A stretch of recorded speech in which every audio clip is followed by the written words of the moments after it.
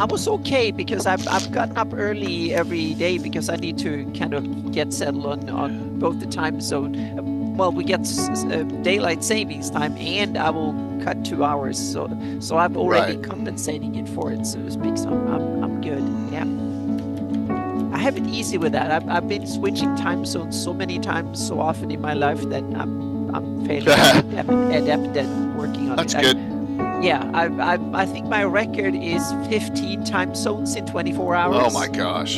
Yeah, and I landed in like 4 different places in 24 hours, and there were different time zones. Then I had no clue. It took me 3 days to figure out what day it was, and that was weird. Yeah. All right. That's...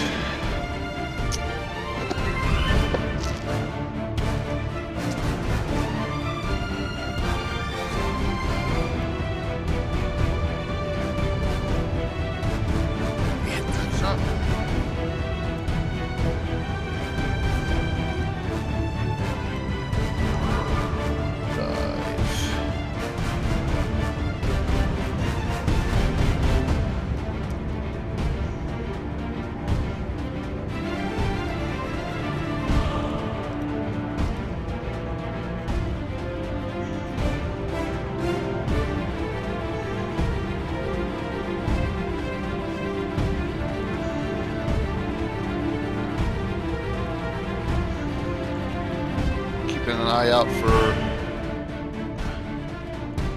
logins.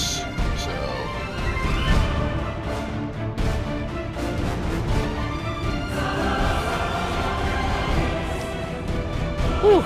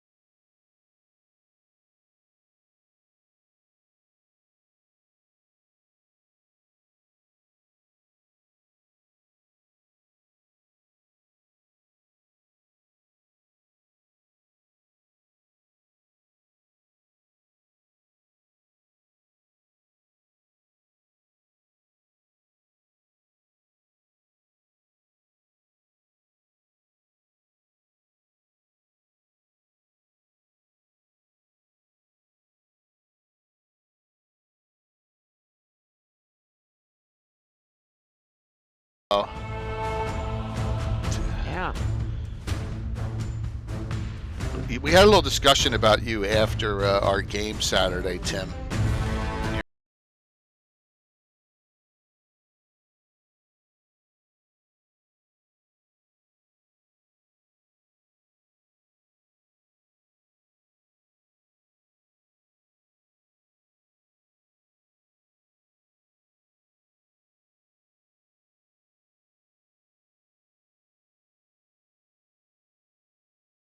I'm so glad I'm old enough that I grew up before there were smartphones Crossing and the Facebook void, and all that. beyond Yes, the wall because of worlds, it's a lot. beyond the arc of It's all time, lost to memory now, while and there's no those not of our evidence. place or Yeah. age. It is too easy to say that there is dark and there is light. It is too easy to say that there are two sides to every coin. The reality is far worse. For law flirts with tyranny. Chaos invites freedom. Evil consumes Oh yeah, all make ignorance. me make hard choices. Yeah, I'll make him. Yeah. And I those made the in hard middle, choice, man. I they made the are hard worse, choice. There's For Josh. they know nothing but self. The Codex Infernum and the Josh, Codex I am bringing Exaltum, your miniature. It's in two the source case. I'll books show you. bring You in-depth know, you're knowledge about just beings of all because dispositions, if they don't rescue from the you farthest reaches of an the adventure, heavens then to the darkest depths of wretchedness. we'll destroy Both your of these miniature. titles come with No, I'm new, just kidding. full-color art, new creatures, new powers like possession, and a multitude of information providing There's lore, Jeremy. backgrounds, Boom, names, boom, boom. Uh-oh. mechanics, He's got boxes in stats, his hands. That's and much scary. more. Yeah. These He's incredible like us. He's tomes getting are ready for filled with Gabbin. Well, yeah, he's got it. devil, He's like his and car's are celestial, palletized. unleashing the powers of good and evil, law and chaos on your table. The Codices Infernum and Exaltum. That background looks good. Yeah. Still connecting to Perfect. audio. Yep. Hey, Abir. Boy, and thank you for the tier 3 sub. I really appreciate that. It's really kind of you. Well, yeah. It's you should always try to push them into moral dilemmas. That's the part of the game. That's part of the fun being a DM. Yeah. Jeremy, can you hear us? Yeah, I just got hooked up. Look at that. And just in time for Hello. your ad. Yeah. Yeah, I guess about time for me to make another one of those. Yeah, that would be great. I love I'd say that to all my sponsors. Get me more new ads. Yeah. Yep. So busy days now, getting ready for GaryCon. Yep. Yes. Yeah. I guess we're all scrambling like crazy. I'm getting my laptop, trying to get that up to speed so it's ready for all the presentations and stuff. That's the mission of the day. Yeah. Yeah. Gonna have another computer that is rendering like crazy here. Yep. So I can get as much previews as possible done. And I'm really looking forward to your seminar. That will be awesome fun. Yep. Well, temper your expectations. No, but this is interesting. It's a world I know very little about, but I'm very interested in. Yeah. All right. So we got it's almost a creative jam meeting. We got everyone but Darling who couldn't make it. So we got because Christine Van Patten's coming on too, which is great. Yeah, I heard you mention that. Yeah. Hello, Bill. Good evening, everybody. Yep. Hey, Bill. Is that Jess in the background? Hi. Hi. Boy, that's filled. Yeah, it was. Wow, look at that. It's filled with stuff. Bill. That's the yep. Yeah, she's restocking Wow, Curtis. Yep. I would put that. Yeah. Do you have no one on your wait list, Curtis? For that? Or I need to check the sign-ups for our seminars. How that looking? Yeah. Well, I'll bring that up in the background here too. Yeah, yours are full. I was like going through to see which ones I wanted to do, and your guys' ones were all. Yeah, but we'll Mine squeeze you in, Jeremy. We'll sneak you in. Yeah. But mine is actually I have 20 tickets available, so you can come Oh, to mine do you? if you want to. Okay. Oh yeah. I didn't Yep. see that one, I guess. I think that one conflicts. It's in the morning one time during one of the games. Yeah, it's Oh. 11 at, but that's all right, man. You can go over to that. But I It's- could go over there. Yeah. 11? There will that'd be seats over, so you can just sneak in. Fine. I don't think Okay. it will be sold out. The other ones will be jam-packed, but mine will be probably, the previous ones have been filled up, not to the last seat, but they've been 50 seats, and I've had about 40 people there, so the good thing is that there will be a couple of empty seats that people can show up, so it's perfect. Yeah. I had been meaning to mention I have access to a large format poster printer, and I downloaded your Greyhawk app. That And then sounds I realized interesting. I realized it was 13 feet. Oh yeah, that one is, yeah, but that's something we can talk about later, because I'm going to make new versions that will be in various sizes for, Oh, okay. yeah. I'm gonna have to put up a pole barn just to have somewhere to hang that.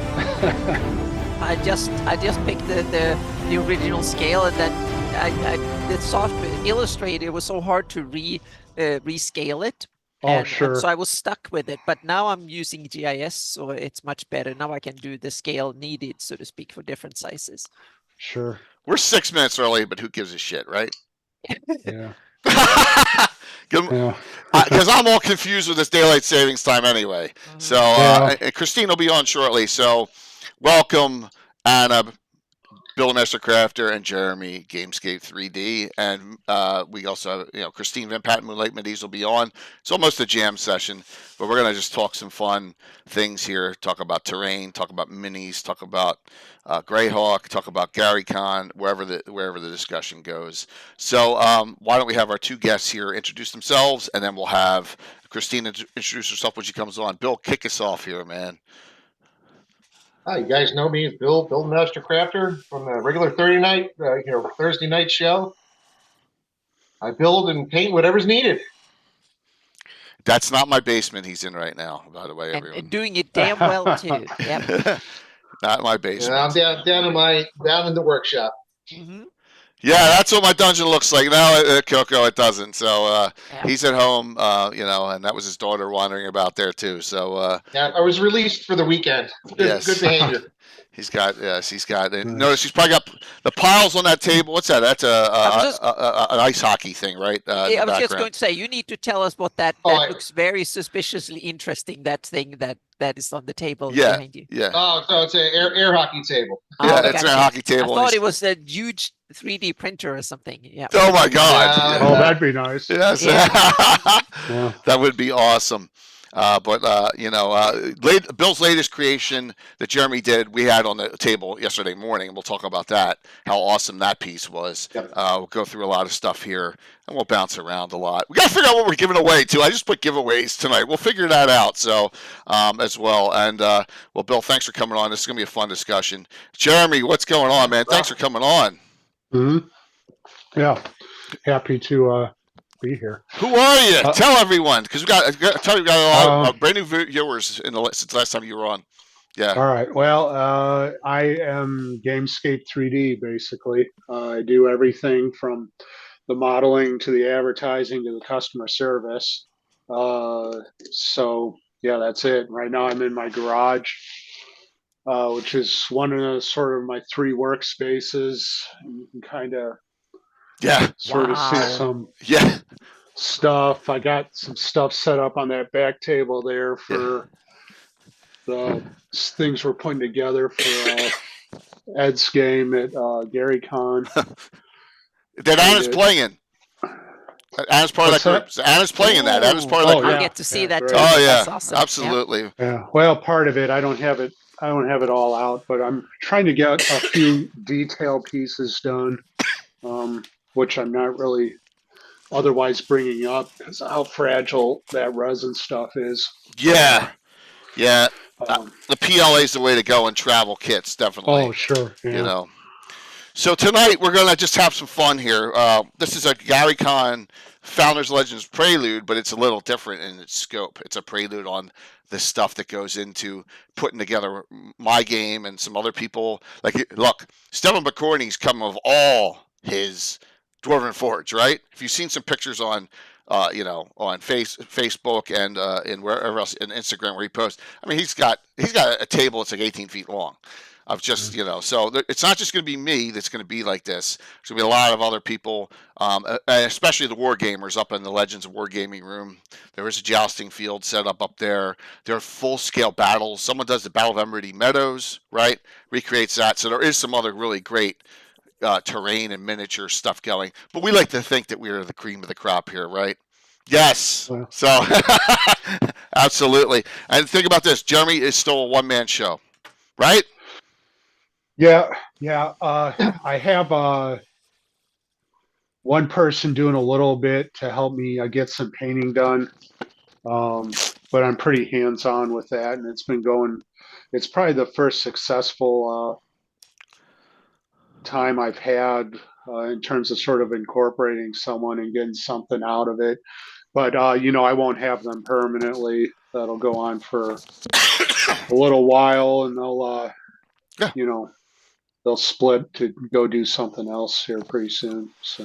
So you, what the good thing is that like everything that comes, that happens with the production, your stuff comes from your mind. And I know sometimes we give you some suggestions. Hey, Mike, we give you some ideas, and try and Sure. think of some concepts, and that helps us. So here's a question to start off. Let's just start with yesterday. How about that? It's the best way to start is to go to what happened.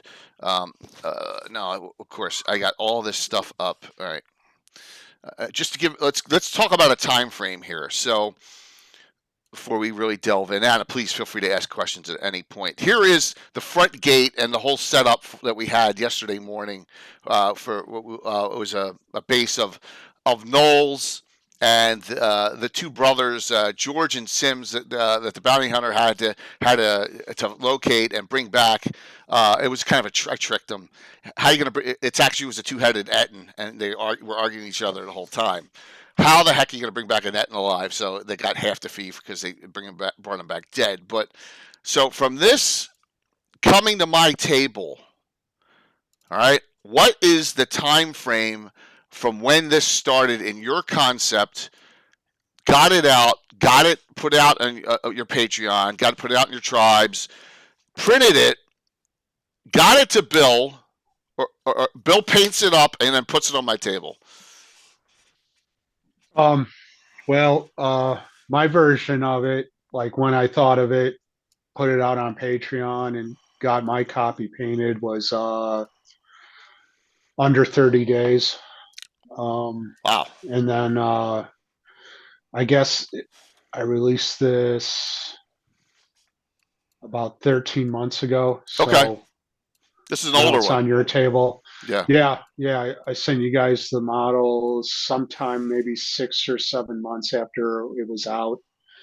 And I would like to revisit that. I didn't really stick with it very long, the Badlands stuff, before where I went and did Underdark stuff for 7 months. And I think I'm going to bring this model up to Gary Con. It's pretty easy to pack. I'm not going to bring the Dwarven Fort with it. There's like I can go grab that real quick. I got it on the shelf right here. Yeah, please. So that's a good question, Big Mac. So here's the deal. The answer is some, right? Some specific. Plus, Jeremy's going to be part of the Kickstarter for the Free City of Altamira box set, and Kickstarter goals up. We're going to have specific buildings for the city. So, yep. And I can tell you, I've done it for Critwall now with several buildings. I've designed them and I have mapped them out. Oh, see, that's awesome. So, yeah, so he's the man to get them to. Yeah, I just posted the My Mini Factory link to the Wasteland. Let me make it bigger. Let me make Fort. it bigger. Look. So, that. Yeah, that's step back, I guess. Yeah, it's okay. All right. So wow. All right. So that's new. Oh no, this is the Dwarven. Oh, that's a Dwarven Fort. Okay, yeah. Okay. Yeah, that goes with the orc walls. Okay. And you can lift off it level by level, so you can play inside as well. Oh yeah. Super cool. Yeah, it's like 4 levels deep, so yeah, it's pretty good size. Usable stairs inside and stuff. So yeah. May I ask what software do you use to design it? Do you use like a pre-made parts and that you assemble, or do you do all the modeling scratch, like Mudbox or something from scratch? Yeah, I use ZBrush, which is like Mudbox. Okay. Yep. Mm-hmm. Except I think they've kind of gotten ahead of Mudbox a little bit, probably. And then I use Rhino, which is like a standard sort of CAD program. A lot of jewelry. So you convert it to become printable and get it into that, or yeah. Now I kind of go back and forth between them. A lot of times I'll rough things out in Rhino because it has a very regimented grid system. Yeah. Like most sort of architectural CAD programs do, which is important when you're cutting things up. To know what size things are, and then I'll take parts over into ZBrush and work on them, and then maybe bring them back into Rhino again and It's kind interesting of. because you work on 3D the terrain 3D stuff just like I do in the beginning. The only thing is my specialty is working on really large things like Sure. terrains and stuff. But it's overlapping because I'm reaching almost down to your level and you're with doing cliffs and stuff. You're a little bit Sure. so it's a little bit of an overlap. So some of these tools I've used a little bit, so to speak. But so it's it's awesome to see. Yeah, they've made quite a Yes! few. Oh, 64 months. 64 months. Our longest subscriber. Unbelievable. So this may not have been a good one from start to finish because this was at the leisure. I wasn't like cracking the whip on Bill here, and oh Bill no. just brought this one over, and I'm like, oh my god, I can use this Saturday. I don't even think you know I had that stuff. Yeah, you're probably right. I didn't even know. So, Bill, how long?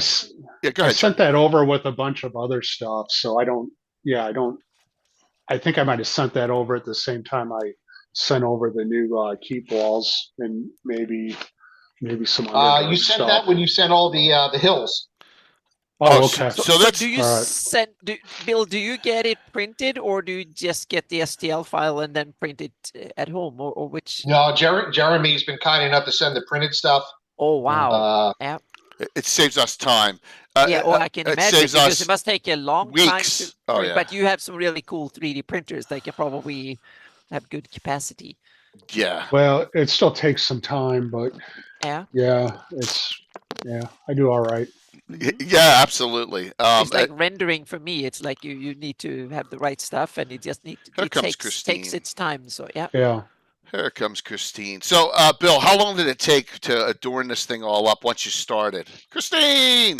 Hello! Hey, Christine. Hi. How you doing? I'm good. I'm so sorry I'm late. It's okay. No worries. We're just, you're only 6 minutes late. We're just babbling, talking about stuff. Talking about the latest thing on my table as an example. So Bill, what you Ooh, just look at that. That's cool. Yeah, I had this on yesterday morning. Probably, I mean, all those pieces, because it ended up being, I don't know, 16, 17 pieces with the tower, interchangeable tower tops, and between priming, painting, grouting, flocking, I'd probably put 30, 35 hours probably into it over a 3-week period.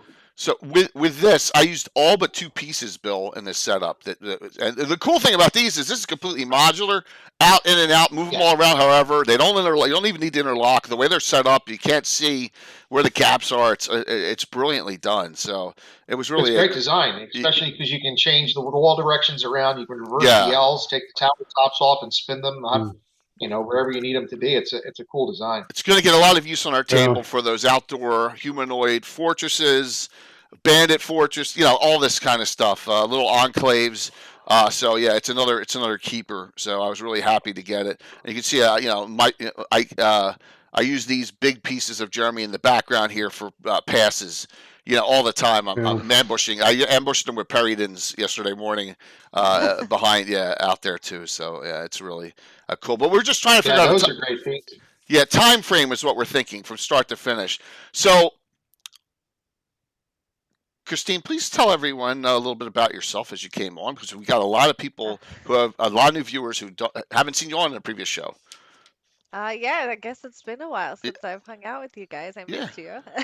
Of course, we miss definitely. So go ahead. I'm Christine Van Patten. I sculpt for companies like Reaper and Darksword and Dunkeldorf and so many. But I also own my own mini line called Moonlight Minis, and Lord Gasumba has his code for that, so you can get 30% off anything in the shop there. And so I just sculpt characters and monsters and things for D&D. That's what I do. I make toys. That's what I do. Making toys, though, keeps us all young. It's the best job. It really is. Thanks for the link, Bill. It's a lot of fun, and it's like if you told me like 5-6 years ago when we first started streaming that this would be where we'd go, now I would have never believed you, because back then we had Miniature Building Authority buildings, those resin cast ones, which are great, right? Yeah. But that we did not have anything like this at that point.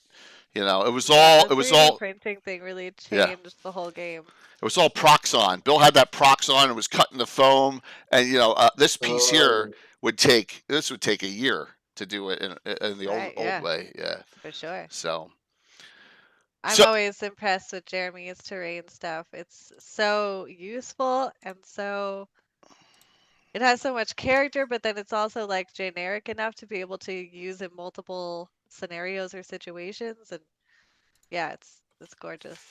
absolutely. So we're going to talk about what everyone's doing here, but our main goal here is to show this is the 50th anniversary of D&D, right? Oh, is it really? Yes, this is it. So GaryCon is a 2-weekend event. Founders and Legends. This first weekend starts Saturday. Anna leaves. What time are you leaving? Wednesday or Thursday to get there? Yeah, Wednesday. I will get there Thursday noon. All right, so Thursday I Anna leave gets here there. Thursday morning. Yeah. I leave Friday on the plane, and I get there Friday afternoon, and then I'm there 10 days, both weekends. Wow. So I'm DMing 6 times, and I'm like, I am screwed. How the heck am I going to, because I'm a terrain guy, how am I going to do this, right? All these different games, all this stuff. Jeremy to the rescue. So you can see it below, but let's show that picture. This is the craziness of what do you see? This is like just one of the most coolest things ever. And oh my goodness. yeah, there you go. There. What?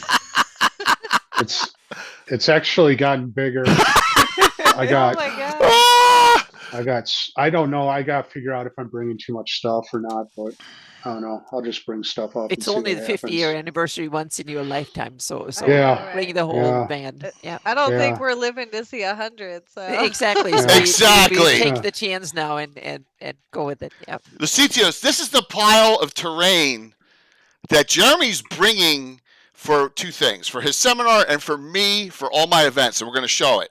All right, we're going to show some. You notice it says Greenwood on some of these boxes. What's already there?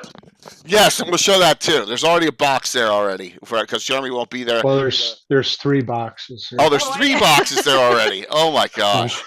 So yes. So it's gonna be a fun time. We're gonna go over all this just to entice people, and also I want to do this. I want to promote this. Whoops, I'll show that in a second. Here, event number 951, Thursday at 6. So I'm gonna make Coco and you're gonna have 2 others. Coco and Bert are gonna be coming with me. But here's your sign up list so far for Jeremy's seminar, 8 years of 3D printable terrain and OD&D inspired design. Now I'll be there helping him. My Coco and Bird will be there, so that adds 3 people, to it. But we want to get some more signups. This is 4:00 Thursday, right? Is that right? So yeah, right before dinner, you get done playing a game or something. You can come look at some stuff. Yeah. I don't know exactly how it's going to go. I'm going to have some sort of PowerPoint set up, but I don't know. I might just end up setting things up and having to tear it down, and people can just kind of get into it and see the stuff. I might just kind of have to talk as I go. I don't really have it timed in terms of how fast I can get this stuff up and get it down. Well, I'll help you because what's gonna happen is, and Coco's on now, we're gonna have them both leave the Greyhawk seminar, which is from 2 to 4, half hour early, and come over to here and help you get going. Right? I'm gonna come over and help you get that set up, and then Anna and I will be over as soon as our Greyhawk seminar is done. So, because I think what room are you in? You're in the Grand Suite. Are you going to be talking about like the history of terrain in general, or what you have done, like how your style has evolved? I'll probably just I'm sure I'll talk about myself plenty. People always love that. That's good. But I'll probably if I can, I'll work in some stuff about general trends I've seen since I started, because when I started doing it, there was probably like 3 dozen of us doing like Kickstarters, You know, and now it's like thousands of people. So just some of the trends I've seen is in terms of as more people have gotten involved, how the business has changed, Yeah. how the models have changed in relation to the quality of the printers improving. You know, just some general stuff like that. Are you printing FDM or resin? Both. Oh, mostly FDM, but there's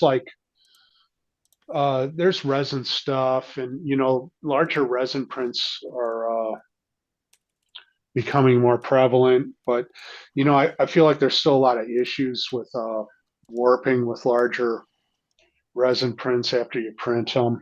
Um, Yeah. so I'm pretty much sticking with the FDM. The We have the high speed printers coming out, and that's going to keep on improving. That incorporate vibration into the print when it's Okay. determining the G code. So even though they're moving much faster, they actually print better than the old ones. And I almost can't tell the difference between them and a resin print until I put my, you know, high power Optimize. goggles on. Yeah. Yeah. And then I can see the layer lines pretty easy. But before that point, if you got those things dialed in, they do a pretty amazing job. And in terms of speed, you know, for like high detail or organic stuff like mine, it might be 2 to 2.5 times faster.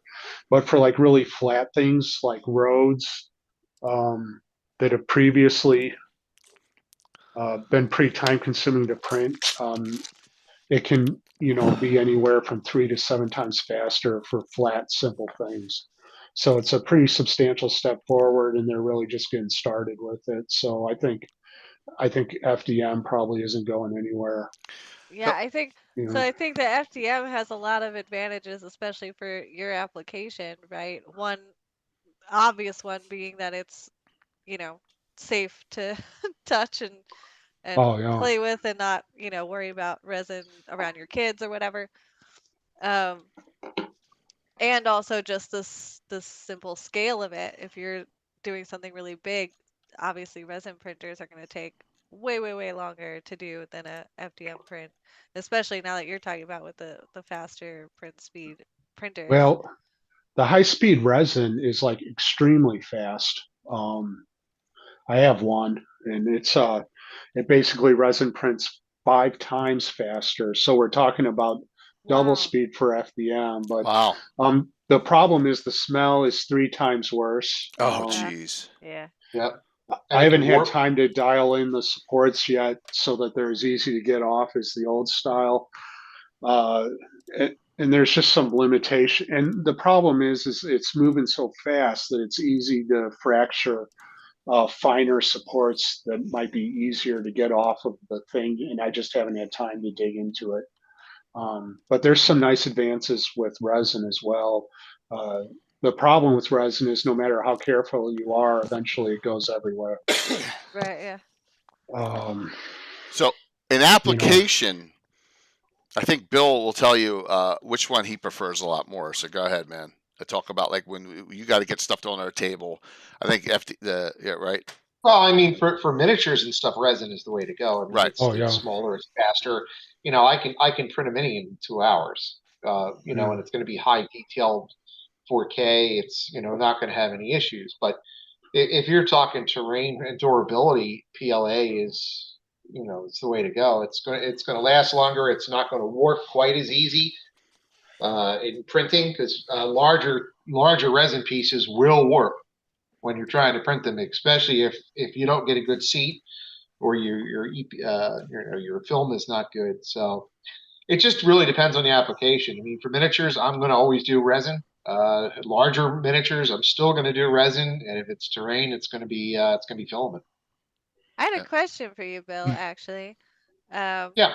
I've started dabbling in the color printer terrain for my minis because I poly paint my minis anyway as I'm sculpting them Mhm. because it helps me figure out like how somebody might paint it and what areas might be difficult to paint and whatnot. Yep.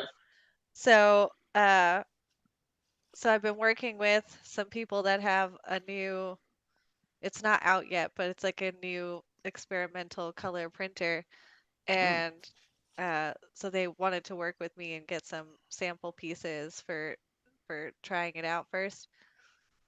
And I haven't gotten them back yet. I'm super excited to see what it comes out with. But I wonder what your opinion of that is. Would that change if that becomes like more mainstream? Would that change your approach to just getting something out on the table, or no? No, because it's my hobby. I mean, to me, that's buying a finished toy. Right. Yeah. But for people who just want to buy them to use them to get them on the table, that makes sense. I mean, that's painting in terrain is my downtime. It's my hobby. I don't profit from it. I don't sell them. I don't do anything with them, Right. other than they end up at Jay's house. So that's my downtime. So for me, it wouldn't be a benefit. It would be taking away something I love to do. I've tried to It get. will be. I've tried to get him to stream. I've tried to get him to do some seminars. I try to get him to do stuff. He just won't do it. Yeah. Right? I've tried. Yeah, he doesn't want to do it. That's fine. I don't have time. I got kids and I got a son in hockey. I I understand. don't have any time. I've tried though. I mean, The reason I'm on tonight is because they lost last night in the semifinals. So I'm here today. Yeah. I'm not traveling. But for me, yeah, I mean, like I said, I don't do it for profit. I do it for fun. Yeah. It's my downtime. It's my mental health. Time off. Good, Anna. I was going to say a color 3D printing, accurate color 3D printing will be super interesting for what I do, because I would love to be able to print like a miniature of terrain that will be color accurate to what it is digitally, so to speak. That will be so cool, because then you can build, and on a table you can show it. You can make like globes and all sorts of cool stuff, so to speak. So because to paint them accurately to an existing image like that's too tedious. I don't want to have to put anyone through that stuff. But if you can replicate that, so people can buy a piece of terrain and hang it as a wall table, use it on their table to show what it looks like, make a globe and other physical objects out of it. That is, I've seen it done for museums and stuff, but the cost is it's out of the, it costs thousands of dollars for something that is a couple of feet in each, so to speak. The new style printer is essentially like almost like an inkjet. It works like an inkjet. Exactly. So that's So it's able to like layer by layer do gradients and shifts, that's been my biggest thing. Like color printing so far has just been really kind of lackluster, and I had no use for it. Pre-painted minis look like garbage. Yeah. No, and I don't want them. So this thing's like a UV. But yeah, if you're able to print it as accurately as I can paint it digitally, then now we're in the territory of, okay, do you want your mini painted by, so and so professional painter, and then painting goes to like a digital format? That would be an interesting shift in the hobby space, I think. It's got to be, that technology's got to be 5 years away though to be perfected, I think. Wow.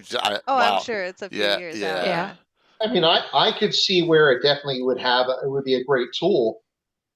Jay comes to me on a Sunday afternoon and said, "Hey, Bill, I need 6 knolls for Thursday."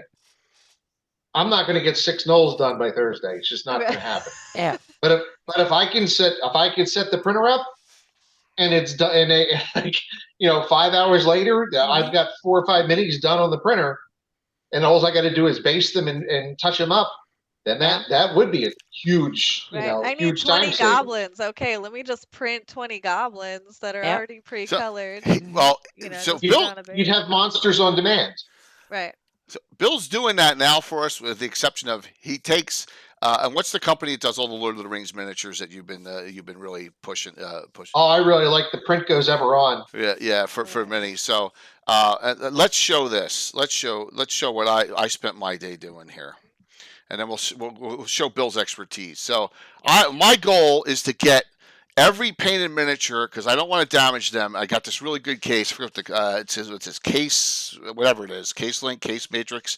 It's really good, and it's not that large. I'm going to carry it on, and I'm going to fit as many of Bill's every one of these, it's in here, Bill painted. Almost every single Oh, one. don't show too many of them. Some of them are embarrassing. But some of them are old. So, like, here's the middle range. So I have every player character I need for 6 events. Look, here are all the puppets ones, right? Are in here. So there's a lot. Here are all the sealed fates, all the dwarves I need for the one adventure. You know, there's Elizira there. Oh, I brought Emerson along, so they're together. I'm sorry, Bill. I wanted to make you sick there. Yeah, so that's and all these fit in one case. Bottom customized. Now the plastic mini, that Green Dragon's not. That's not paint. It's the only one. But like, you know, we got pox trolls. We got all these huge, you know, ogres in here. Got some golems. I even fit the mountain giant in here because this was customizable in the lower level and then the top level. And like I said, Bill's painted all these. And this is like 1/100th, 1/1000th of the stuff. And then the top row. I don't even know I don't know how many miniatures I've painted over the years. Yeah, and the top row we got all this. I wish most of them were good, but. Yeah, but it's all playable. So these are brand new. So these are these half trolls, right? I'm taking. Yeah, I like them. I'm taking all them. Oh, that's cool. Yeah. So and then this row, I'm like, oh, I got space. So I finally put Curtis's minis in here. So when I added it, I took the pictures. But that's it. I got the one case. All this fitted in of all the stuff that Bill's done. You know, that I need to take with me just in that one. I'm carrying on the plane. I'm not checking this.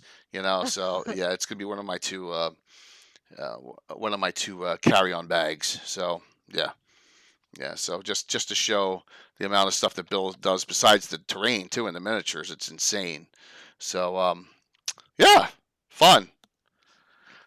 All I do is collect. What's that, Bill? Keeps me busy. Yeah, it keeps you busy. But go ahead, Jeremy. I had a question for Christine. Please. So, yeah, that color printer, are they basically taking a UV printer and turning it into a 3D printer? Is that what's going on? That would be my assumption. I have not been privy to all of the details of the actual printer specs, but that is my understanding, yeah. Huh. Well, it should turn out pretty good then.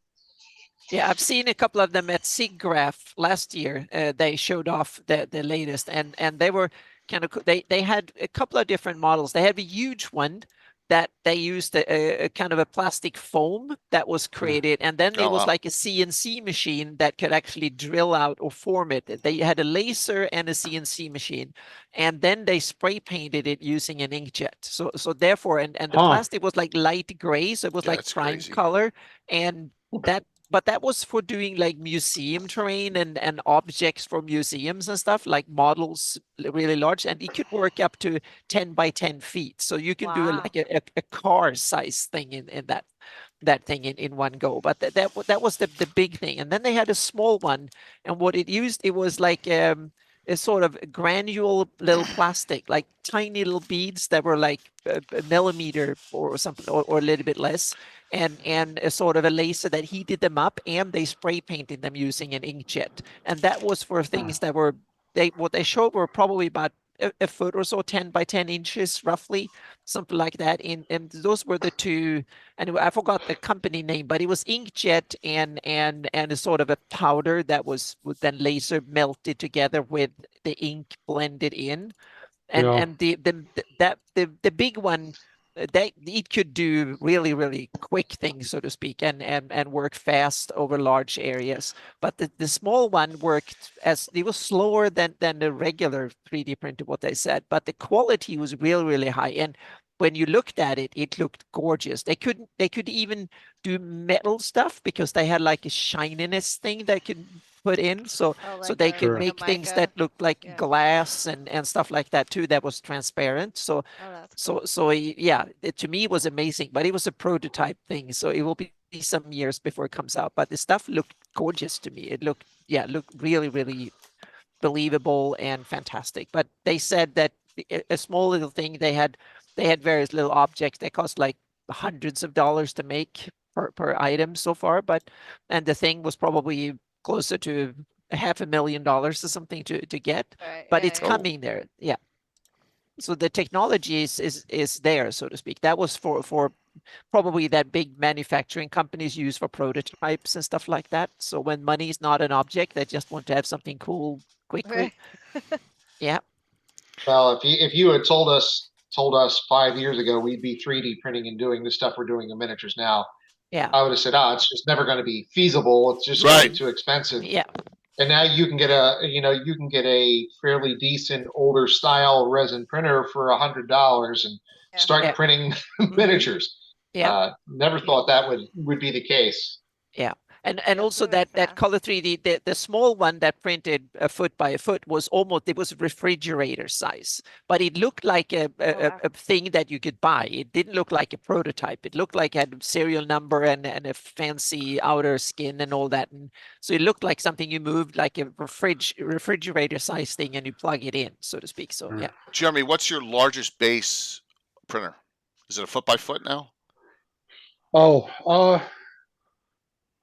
Yeah, I guess maybe 12 by 10 or something. Okay. I cut everything 8 inches because that's what most people, that's kind of a standard limitation. So I don't bother owning larger things because my customer base doesn't use larger things. So, Christine, how about you? You still using you must have a resin one?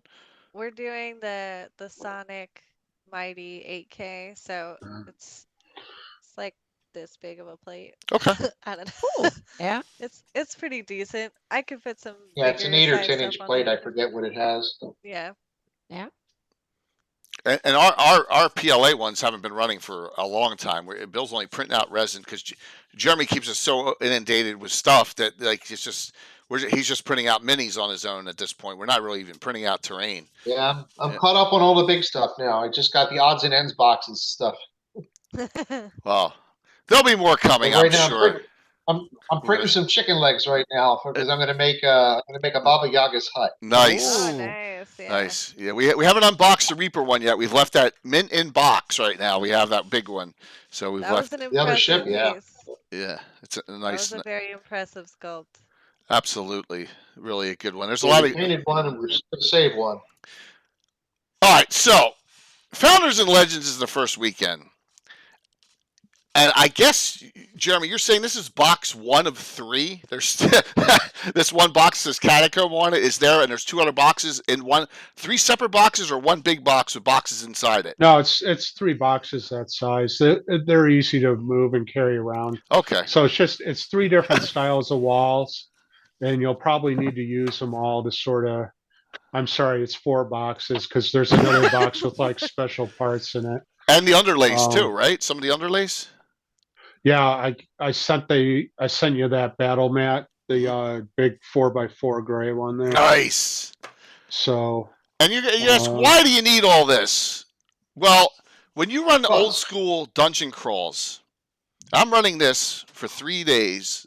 Forgotten Temple Thousand by Gary Gygax, Saturday, Sunday, Monday.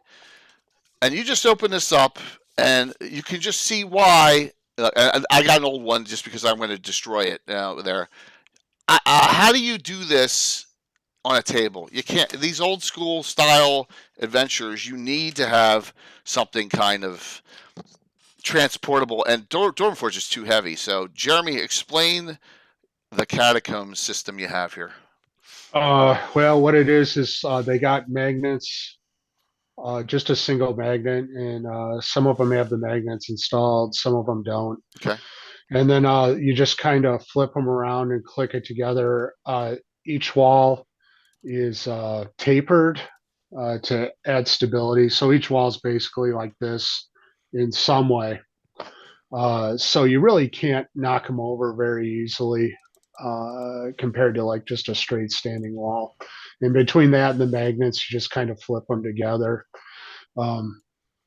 Unfortunately, I was kind of an idiot putting the magnets on and didn't realize what the system was. So Jay's going to have a little bit of time because some of those walls are going to have double negatives. I figured out eventually that the trick was to basically decide if your corners are going to be left or right turns, and then that solves the problem. Except for like T pieces, you still have a problem, but you can just leave open ends. So it was a bit of an education for me, like sort of a situation where I build a thing but don't really understand the practical gaming side of it. So wait, you didn't design this? No, I designed it. I've never used magnet walls before. Got it. Yeah, Yeah, like my daughter has some of those Magna lock things that work no matter how you stick them together. I don't I know how know they my do it. kids have that too, and I'm just like, how does you? It's impossible, right?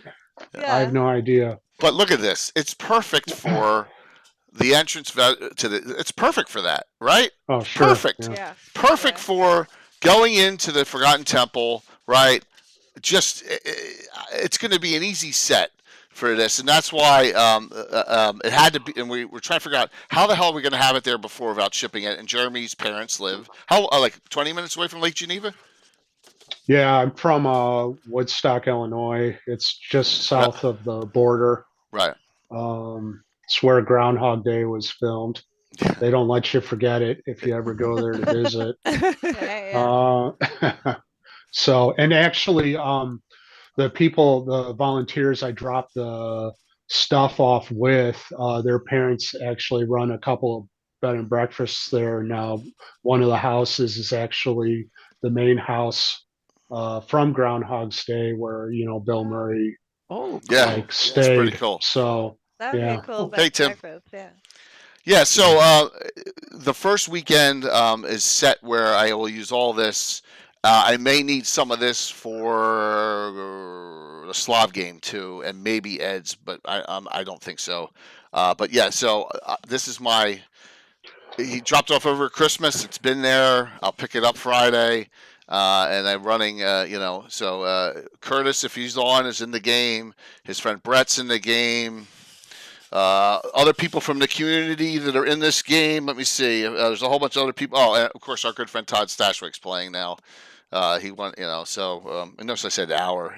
He's in the game as well. So this will be a really fun first weekend. And unlike Anna, well, this is all I have each day is that game from 9 to 1. So I wanted to stay clear the rest of the time. Yes, of course, Curtis. Oh, so Curtis, while you're on, I want to show you some things. I want to show everyone some things here. I am ready for broken minis, Bill. There you go. I even got one. Goodness. I even got one with Activator. Taking that. I got ready Thank goodness. for my banners. But I have good news and bad news, Curtis. I'm gonna watch. Curtis is gonna laugh his ass off. One thing is back ordered, and I may not get it in time. My electrical Your / tape? my duct tape is not in yet. Oh, So bad news is I may go without it. Good news is I can always ask Josh at the front desk and get thrown out like I did last year. Yeah. oh, that's how they do it. They're spherical magnets, so they spin Yeah. by themselves. Oh. Ah, Very cool. genius.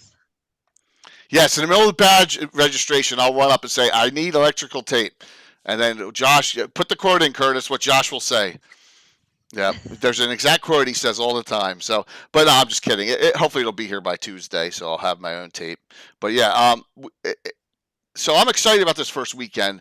But this is the only one I'm running that's published because, and if you notice, when we run games on our table, the toughest ones to do are old school published adventures because they were made to fit on one sheet of graph paper, right?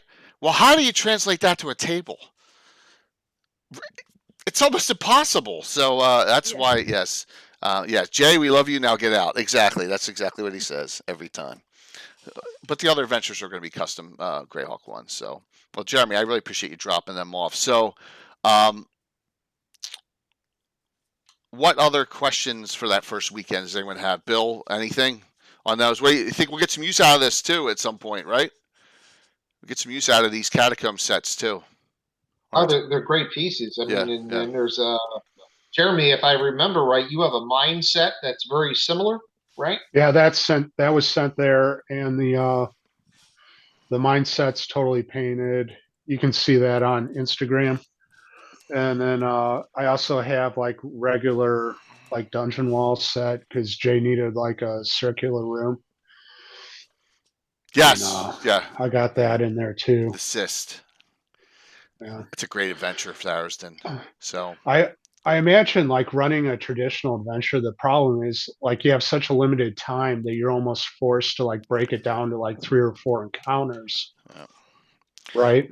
Well, so you have to like take that and like bust it down into Jeremy, here's the great thing. So this is going to be I have 3 days continuous. Part 1, we get done whenever we get done, right? And then we continue from there to part 2, continue over to part 3. I have like 5 of the 8 signups are the same people. So there'll be some people moving in and out, but I'm running Thursday from start to finish in 3-4 hour sessions over 12 hours. So yeah, I'm not running the same adventure over and over and over 3 times. I'm running just one time through on this one. So I have 12 hours to get the adventure done. I think I can do it in 12. I think it's going to be. And Luke asked me to do this. Luke said, "Why don't you run a classic thing the entire weekend?" I was going to run Belgium's Beacon, and then I think it was Gary Julian and said, "Run one of the ones that his father's doing." I was like, "Oh my God, Tharazen's a perfect one." And so there, and that's where we got all-time classic. It is an all-time classic. And poof, right, Bill? Poof away. Yes, what a great adventure. Actually, I had a question for you, Jay. Please. I've been seeing these new like 1 or 2 player things. I guess they're official D&D stuff, but it's like an adventure that you can run with just like one person. Do you know about this? What is this about? They've had those. Go ahead, Jeremy. You gonna say something? Oh, that's always been a thing. They're usually not very good, though.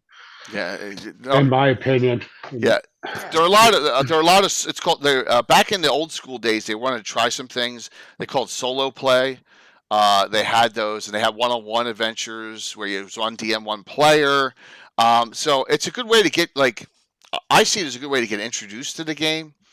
But you need there's nothing better than playing together and with a group. And so all of my special guests in the community, all the Slav squats, Darling, Bones, then you got Bird, you got Coco, you got Tony Winslow Brill going to be there, Ed, and all. A lot of the ladies that are coming, they've never played in person at a table. This would be their first time. I mean, just imagine that experience, So that's why I said to myself, 50th anniversary, I got my get out jail free card being here both weekends, right, Anna? What a way to get into a game. Right. The first time you sit around and play, you play at a convention like Gary Con. Come on, with this. Yes. Well, at Gary Con with legends. Yeah, exactly. Can you imagine if that will be your first game where you actually sit down and play at the table? Wow. That's like I don't know, doing getting your best high the very first time, Yeah. It will be hard for them to beat it. So yeah. Absolutely. Yeah. There you go. I remember Baron's in that game. Puppets. I remember there was one module, right, where they gave you a map that looked like an empty grid map, and you had to use these red. Yes. To see where the room was. Yeah, they had. You'd get remember those things where the codes would be in the red cellophane. Yeah. You had a magic mirror. What they were called? I think I have the one sitting here somewhere. The guy. Yeah. I think they did it a couple times. Yeah. But they were meant for single use players, so you had to. Sure. Yeah. Mm-hmm. Yep. I feel I know I have it. It's kind of like akin to these escape rooms in a box or whatever that they've been doing the last few years, where it's you could play it by yourself and solve the mystery by yourself, or you could play it with multiple people and break up the puzzle so everyone kind of has their own thing to work on. Yeah, Moose, you're correct on those. So I feel like it's kind of got some familiarity with that, and maybe those kinds of games have gotten people more, with a taste for. And that's what I think, getting you interested in it, taste in it, and just seeing how the game flows and all. I think there's nothing wrong with it. It's a shame if you couldn't find a group. And with virtual play and all the stuff going on. By the way, everyone who's on, if you want a virtual pass for the virtual part of GaryCon, reach out to me via Whisper here or Discord. I will give you the code. We're not even going to do a drawing for it. Everyone who wants one will win. So if you want to participate virtually, and there's a whole virtual part of GaryCon, just let me know. I will give you the code to get a free badge. Okay? So just because they want participation.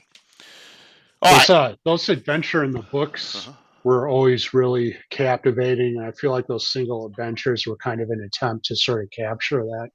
kind of adventure.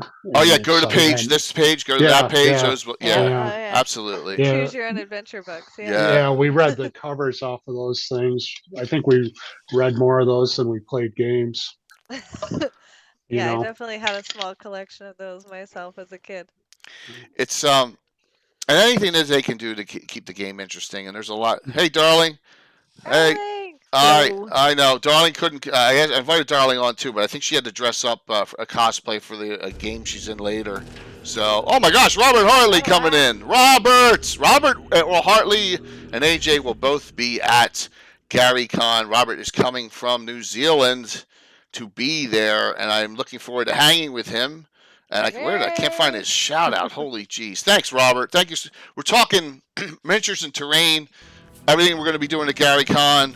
With we got Jeremy, Gamescape 3D, Christine Van Patten, Moonlight Minis, Bill the Master Crafter, and Anna Meyer, and we're really going into the nuts and bolts of what it takes to put together the play style that we play here. Where is your shout out, man? I found 8. Oh, there it is. There you go. Thank you. Hey, Fancy. Yeah, please. I really appreciate it. I know it's a yeah. Oh, you're gonna be there? Oh, Rob is so excited. Yeah, we're going to hang and have some drinks, guaranteed. So please sit tight. We're going to have some giveaways from sponsors tonight. Just thank you for coming in, Fancy, raiding us in here. All right, so let's hop to Christine here. I want to, or something that she's up to. So, and let's go here. I want to know about these. These are like super hot. Wow. Look at these miniatures. I decided that I wanted to do like a whole set of reimagined princesses. Yeah, they look awesome. I was like, how would these are kind of like after the story that you know about them. Like, what did they do after that? Yeah. Oh, cool. So I assigned them all like D&D classes, and then I started getting into like designing the costuming and kind of fleshing out the lore for them, and I had such a great time. Like, this is one of those sets where it's like, it's too fun. You don't want to stop doing it. And it ended up being super popular. People really, really liked it. And I've been getting lots of messages about, when is part 2 coming? I want such and such a princess. I want this, And then they were like, are you going to do the princes too? Yeah, like, yeah, definitely. That's so cool. Bill, can you link that? Can you link that right to the my manufacturing site so that people go down? And there was a code for Lord Gazamba channel for 30% off. So there you go. Okay, there it is. So if you want to order it, order it. I had such a blast with these, and I'll probably end up doing a part 2 at some point, and maybe even a Prince's part 3. I don't know. We'll see. But no, it's been a long time. That's the bulk pack right there. They're also in there individually. Right, yeah. You can just get the specific one you want. Actually, I'm sure you know Anne Forrester. Mm-hmm. Yeah. The painter. She just bought Colette, which is like the Belle character. She was like, that was always my favorite princess when I was growing up, so she wanted to paint it, so she bought that one. And I look forward to seeing what she's going to do on the stream painting that one. She's such a fantastic painter. She's an incredible painter. Yeah, these are all. I love all these. I was like, wow, this is awesome. That's awesome, and you can paint them in whatever style you want. Quickly print them on a resin printer and get the whole set. So, yeah, really cool. And then this is another thing that you wrote, Seeds of Salvation. Why don't you explain this a little bit here? Yeah, so this year we decided to shift from just doing like kind of whatever I felt like sculpting, and we started doing a continuous campaign. Oh, cool. So starting in February, which is not this release, this Seeds of Salvation is this month, but last month was our first month we did the very first adventure module, and it comes with all the characters, and it comes with all the monsters for the encounters. Nice. And the little written module with all the like RPG information that you'll need. And then Seeds of Salvation is this month, and it's a continuation from last month's adventure. So Yeah, it's been super, super fun because my husband gets to do lots of the writing. Obviously, he's been DMing since, a kid like you guys. Yep. And so he knows all the numbers and all the workings for the encounters and whatnot. And so we've been doing a lot of world building and lore building for our own homebrew stuff, and it's been really, really fun. I'm excited about it, and people seem to really be kind of getting into it. So That's a this great was my idea. first attempt at like doing a whole horde of monsters. I'd never done that before. I think the largest pack I'd ever done was like 5, and this has like, I don't even know, like 12, I think. That's There's a great. lot of goblins. Lots of goblins. Awesome. Yeah, and it's another thing that if you have a resin printer, you can pop these out pretty quickly. Yeah, Yeah. they'll all fit on one plate for me if Oh, if wow. I'm using my Mighty. So Beautiful stuff. Beautiful Yeah. stuff. Always gotta go back to this though, because this is insane. So that's okay. it's just like, oh my god. All right. So, where do we begin here? Where do we start? All right, let's start with this. The next week, the next weekend, hey Gargamon, the next weekend at GaryCon, I'm DMing Thursday, Friday, Saturday, each individual game with each, an individual, group of players. So, like, I'm like, how the heck do these are all character sheets, Oh my right? gosh. Yeah, all on card stuff. How many years have you gone? Do you go like every year?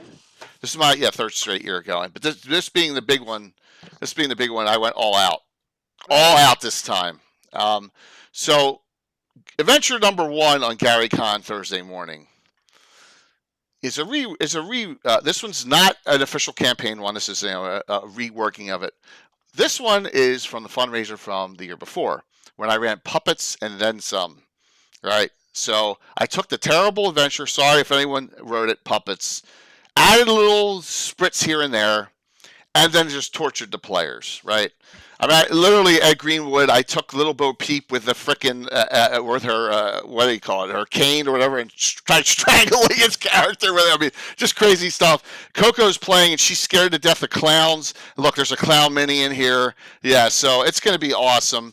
I got Bird and Coco, and then 5 signups. A lot of people from the community playing this game. It's gonna be fun, but it all takes place in the Altamira Arena, and I can't take that. So Jeremy, I think I have the right one here. This is what Jeremy is bringing for this, which is like, and I think this is the 3D render of that, correct?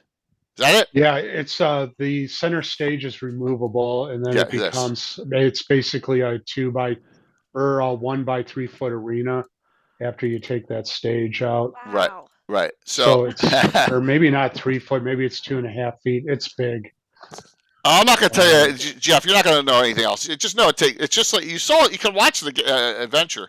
Yeah. So this is the 3D renders. I think from this we have a picture of it done.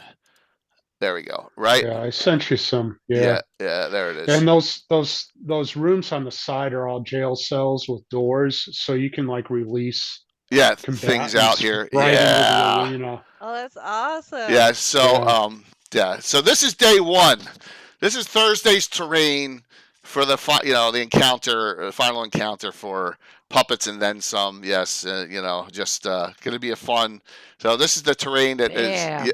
Yes. We're not holding back this year. No, yeah. So Jeremy's, but then I'm scared. Lucky ducks over there. Yeah, it's gonna be so much fun. And Jeremy will have his seminar after that. So Thursday we have this at 9 to 1. Then 2 to 4 is the Greyhawk seminar. Myself, Anna, Greyhawk, Mike. 4 to 6 is Jeremy's. 4 to 5:30, I think, is Jeremy's. Is Jeremy's seminar on that Thursday. So Thursday's the busiest day of the GaryCon weekend. And so from there, Jeremy will be handing me off probably all the other stuff for the next 2 days at that point. So just like, this is the one thing that's got to get to me early Thursday is this. is it. So that's for puppets and then some. That'll be hey Phantom. It'll be a fun time. We're really looking forward to this game. I mean, and like, please note, like, none of us had anything to do with writing this adventure, but you turn an ugly duck into a swan. This is real canon in Greyhawk. That is Freddie McCruger. I swear to God, that made it into publication in the late 90s. All right, so yes, Gonna have to call some IP infringement on that one. yes, Freddie McCruger is in. Yeah, yes. they things you could do things back in the 90s. You can't. Yes, Right. so Yeah. a serial killer leprechaun. All right, I just note, but Bill did a great thing. I mean, Bill, where'd you find that? Minnie. The Zuni Warrior? No, we're not even talking about the Zuni Warrior. We're talking about Freddie McCruger. Oh, I think it was actually Thingiverse, to be honest. So yeah. So yeah, it's Thingiverse is a good one for those miscellaneous kind of weird chibi kind of things. Yes. Crazy stuff. Let me see if I got other pictures here. Is there others here? No, it's the same one. All right. I'm just Did you trying say Puppets was published in '99? it's back then. Yeah, it was second edition era. Yeah. Well, Yeah. I was just wondering how close it was to the sale of the company. No, I think it was a little earlier than that. It could have been like mid 90s. Okay. 99. That was Yeah. the Coast era. So yeah, it was must have been before that. earlier. If It was like TSR, it 92, 93. Must be Yeah. before 96 or Yeah. at least before 97. I think that's when Wizard of the Coast bought it. So Jeff, cover your ears on this one. So I'm like, what can I do? This is from last year's fundraiser. What can I do to step this up one level? If everyone knows one of the most classic horror short films of all times, the Trilogy of Terror from 1975, right? I forget, someone tell me the actress's name that was in that. She's like a legend in that era, in that genre. And she takes home this like fetish doll, the Zuni Warrior, and it animates and attacks her, right? So, Jean Black, that's it. Yeah. So I was like, Bill, I got to add that freaking Zuni Warrior. Got to find one. And so, Bill, did you find on Thingiverse too? I don't remember. No, that was a pay site. I found that one somewhere. I don't remember where. That's it. So that was my secret ad to all the other. It was the most I paid for a figure I didn't want to paint. So. But it turned out like it attacked Steven Shinola Troller Games, our Troller Games character was hysterical. So yeah, just like in the movie. But that only shows like one half of them. There's like 14 of these miniatures. There's Little Bo Peep, Little Miss Muffet, the Spider. There's a barbarian, gladiator. There's a vampire. Blah blah. There's also all sorts of crazy stuff. So yeah, that's the first game, and that'll be fun. That's mindless fun on game one. So day one, it will be a very busy day Thursday. And then we have the VIP party after that, Thursday night. So for those of you who can get in. If you can get in, you can get in if you can get in. That's a quote from a movie. So day one, Jeremy, that's your big day too, man. You're going to be busy too. How do you get into the VIP party? He's like, wait a minute. I So how do you get into the VIP party? You bribe Josh. Josh. I think so. I think we're paying a heck of a lot of money Greg, to someone. you got- Probably, Yeah. I don't think I'm invited to it. So yeah. Oh, okay. But I don't know. What's your badge, Anna? Do you have a VIP badge? I have an industry notable, so I'm Yeah, not so sure you're if that's good. You good can enough. get in. You can get in. Oh, I can get in. You need to have a Ooh. VIP industry notable or a diamond or platinum badge, and I'm a platinum badge holder. So okay, yeah. cool. Yeah. Yep. Mm-hmm. Yep. Or as a bar, you want to try getting out as a bar back. Darling's in the second. Darling's actually bartending the second hour, the second half of it. Half of it's in the bar in the back. The other half's in one of the suites. So Darling's actually going to be there. But can I roll a charisma check and see if I can get Well, I'm into sure the you party? can. You will ace that check. No worries. No worries. yeah, I think we may get lucky. And Vamp, are you still here, Chad? I heard a rumor that Chad was going to be one of the doormen, and if Chad is, Yes. Are you going to be one of the doormen? You and Dwarf? Is that true for the VIP party?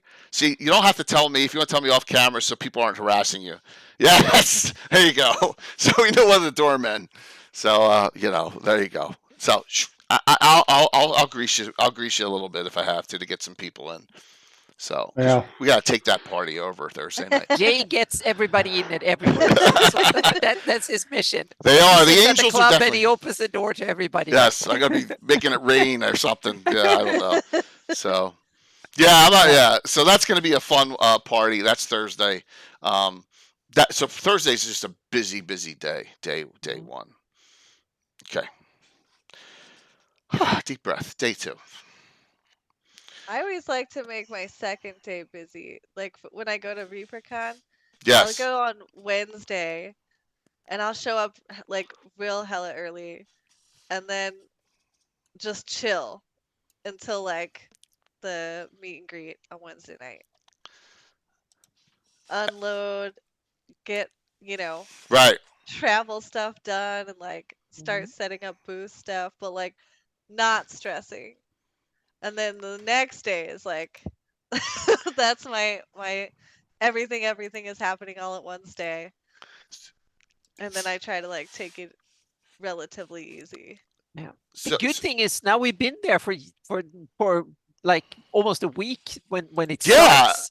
So Right, so yeah. I would have been will already have been You'll be there for a settled. week when the GaryCon actually starts. So absolutely. so it's in that way it's good. So yeah, Founders of Legends is Friday, Saturday, Saturday, Sunday, Monday of the first weekend. Tuesday and Wednesday are off days. Now Wednesday night's my big Gabbin show to kick off all the streaming. We'll talk about that later on. But then Thursday starts GaryCon itself. So it runs, but we're going to have been there for a while. So work interrupting. Hey, it's okay. Work can interrupt you. So yeah. But Christine, guess who has a room for ReaperCon this year? May actually finally go and has gotten permission. This guy, I may finally go. Is that your first? Is that your first? Yes, I've blown them off 5 straight I was years. going to say, come on, it's your con. You Yes. should definitely Yes. go. Yeah. Are you gonna run games? I haven't even talked to them yet because I want to make sure before. I don't want to. Yeah, I got the room when the rooms opened up that day. Thinking I'm going to just do that. If I get a room right there at the the Destin or whatever it is, whatever that right there. If I get, then maybe I'll consider doing it. I kind of got permission to. Oh, I didn't know that. Oh my God, Curtis! I didn't realize that here's Brett all this time. Oh my God, thank Curtis. Yeah, it shows you where my brain is. Yeah, but I'm planning on going this year. That's awesome. I can't wait to see you. I'll finally get to like give you a Yes. hug in person. I'm looking forward to it too. So this is the year. When is ReaperCon? Labor Day weekend. It's the Okay, first yep. weekend in September. Yeah. So I haven't even told the guys of Reaper yet. So I'm telling everyone kind of now. So all right.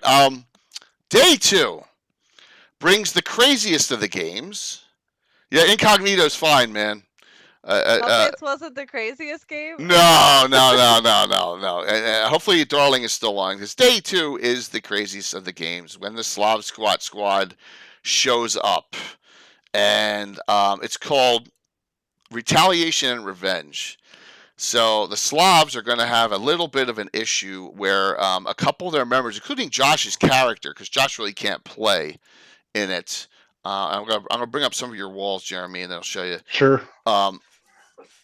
So the Slavs are going to have 2 of their members that are missing, and they're going to get a ultimatum challenge from some group.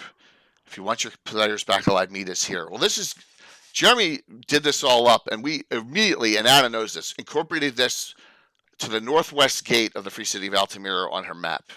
Okay, and I've used it once before in my game, but Jeremy will be bringing his version of the wall. So here's what I did for mine, just putting it out. There's what I had set up for using this, and I did this in our a special 2-part event of Narol Festival.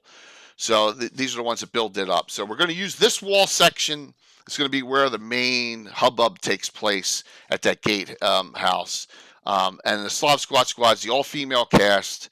Bones is there, Darling's there, Myriad's there, Little Bird's there. Eric Mona is playing in this game, playing Venarium Vord. And then we have Greg Justinius is playing in this game as well. He's playing Mike Disney's character. He's playing Skarn, because Skarn's going to be a part of it. So we have a really great, hey, Mech Boy, yeah. Hopefully, yep. So this game is going to be nuts because they're just all crazy players, and just looking forward to it. So Jeremy, I'm assuming the whole wall setup's coming, right?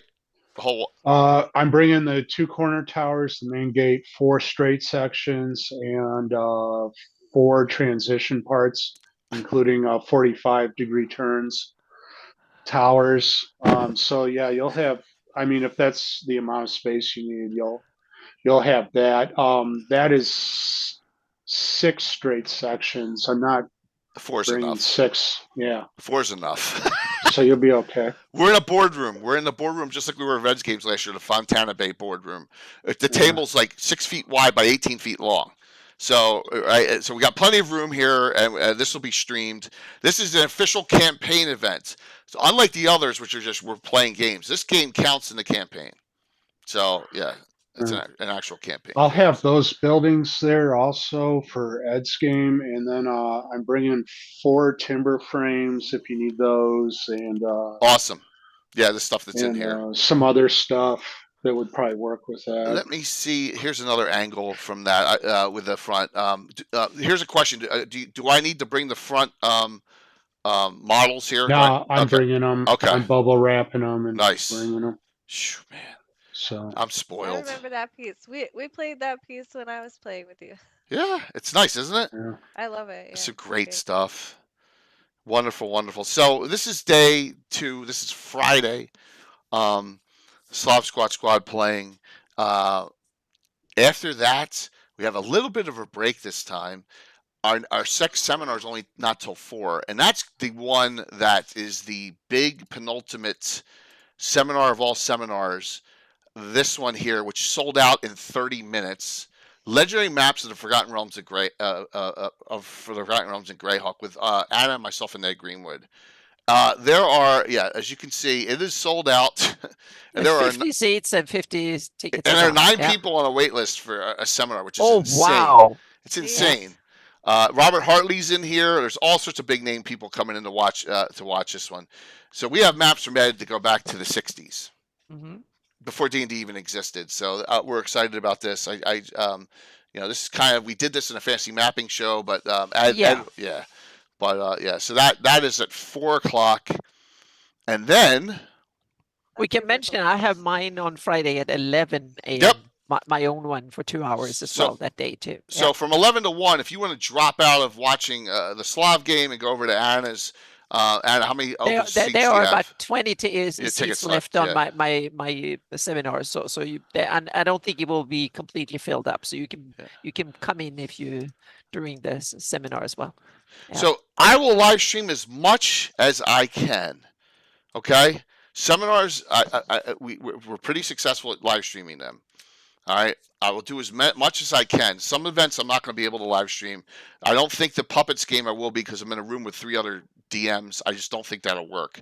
The Slav game, yes, and Ed's game, yes. But when this is over at 6, myself, Bird, and Coco got to run to a party off site. So are you still on, Tim? Sir Timothy? Tim, so Stronghold D&D is having a party off site at a location that we were invited to. So I'm really excited about that. So I'm not sure if he's still on. I know he was on over Stronghold. So that'll be another busy day. I can mention that I will run my seminar on a Twitch show after when I get back home, so to speak. I will run the slides and you can come on and ask questions. That's fantastic. Yeah, because I will not stream it at the convention because that will be too much for me to handle. So I'd run the same thing and show all the slides and stuff after the convention. And you can get the same material. So afterwards. So What yeah, is your on Twitch. seminar on? What do you It talk will about? be, I will present my maps, and I will also go a lot into how they're made, so to speak. So it's how the sausage is made, so to speak. So there will be a lot of how to use them, how they're made, how you can make custom versions of them, and also a bunch of sneak peeks into upcoming projects and so Oh, on. So very cool. yeah, and There's lots of heraldry. lots of heraldry. Over 50 new heraldry will be released. I haven't Yeah. showed to anyone yet. So yeah. Oh wow. Yep. There's going to be so many people from the Greyhawk community there, so many other people there. It's going to be Yep. such a great time. I'm so excited. And like we said earlier, some of these people that have been friends of ours for years, played Yep. on the channel. First time I've Oh. ever played in person. It's just amazing. It'll be so much fun. Yep. So let's go to day 3 here. This one, I don't know how many of these I have that are accurate there, Jeremy, but let's bring these up because I know you, these pictures, because I know you had to make some changes here. But Ed Greenwood's game is The Lust for Lost Knowledge. Now, Ed's character is a Greyhawk mage, Ravalantar, and we have playing in this, we have Anna, part of the group. This is an above view, right? Yeah, that's pretty close. That's pretty close. Okay. Yeah. All right, and let me see here. We have this view. Too much on the table there? No, it's that's the first one I did with a 6-foot mat. You said you'd have to put the mine Right. off to the side and to bring a 4-foot mat, which Okay. I'm bringing. Good. Cool. So we'll have all this stuff here for that too. Yeah. For this one is in the chop house itself.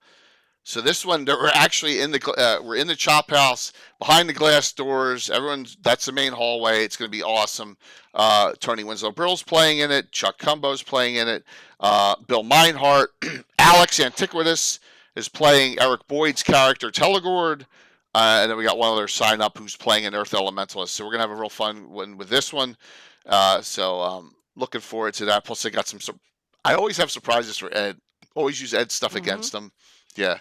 So this is day 3's terrain that'll be out on the table. Some really cool things. Some of these Bill has already reproduced. Bill's painted this one for us.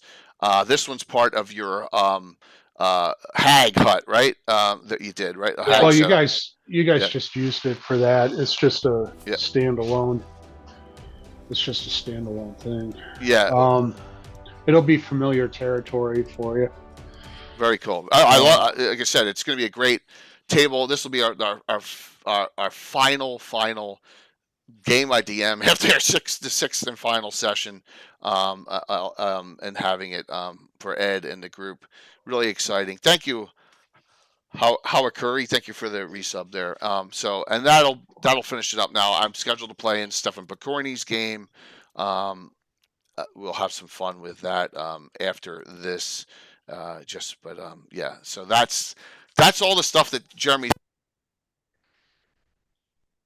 Not counting the other stuff yet. Not counting the other stuff he's going to show, right? So I want to. Yeah, go ahead. Oh, I'm actually going to bring the witch house up, the full thing. I glued it back together, even though there's some fragile parts on it. So it'll be on the base, or yeah.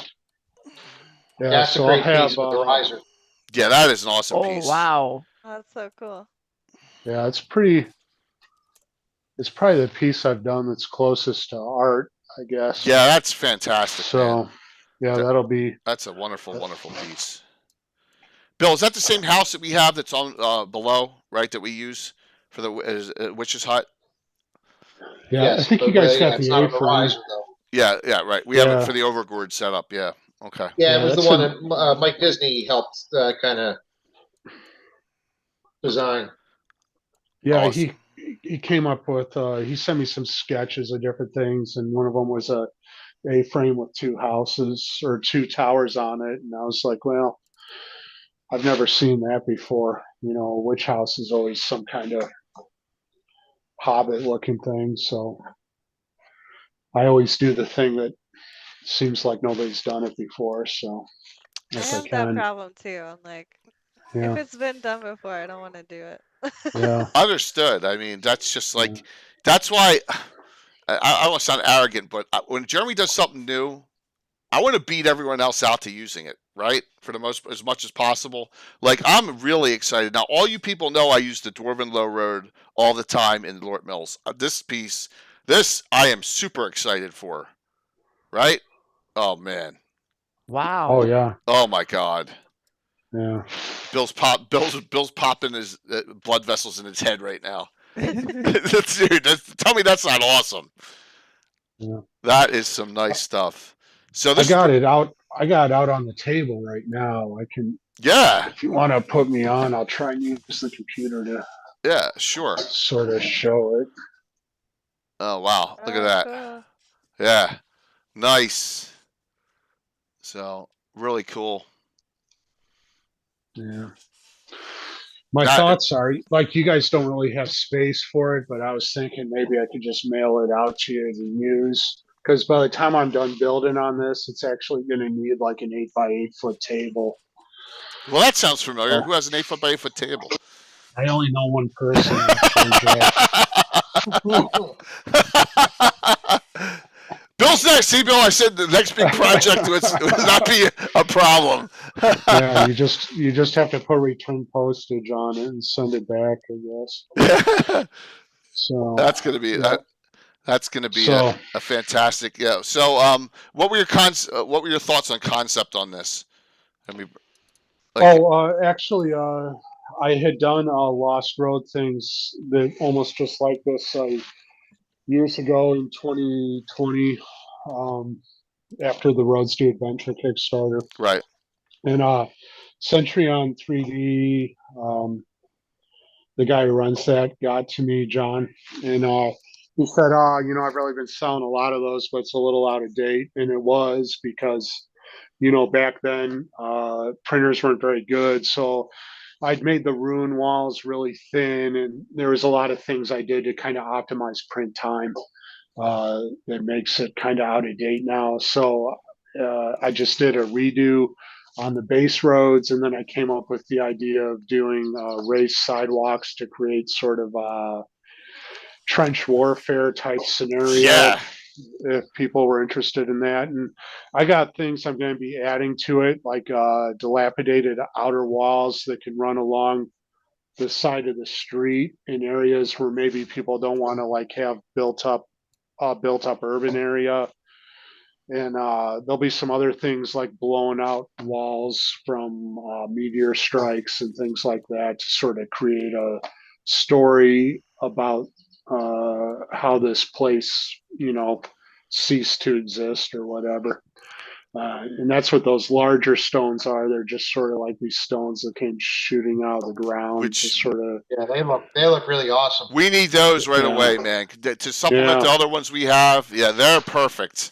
Yeah, those are the ones we Yeah. need right away. So, hey, George. I love how you make it look so natural in its destruction. Yeah. Like, I feel like that's such an art form. I suck at it personally. Like, Well, it was a two-step process. I mean, the first part doesn't look like that. The first part is definitely like an optimized player board, really blocky. And then the second step is to sort of to reinforce the illusion of like the dilapidation where you have brick by brick built Yeah. ruins, so that you aren't really paying attention to the blocky parts. And then like the last part will be kind of blowing apart and creating some options in some of those blocky areas to help sell it further if people need entry points at different parts of the ruins. But as you build it and you put together, you realize that there's things that are missing that you want to add to it. And I'm sure as people print it out, they'll have ideas that they want to share too, that they want me to make.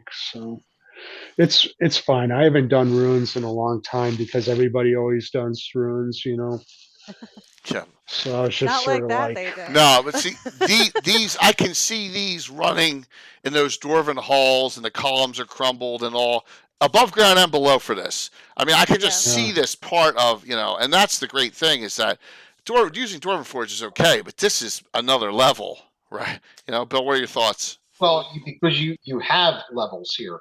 Yeah. So especially for war gamers, having height advantages, 2-3 levels of buildings is huge, and it really does.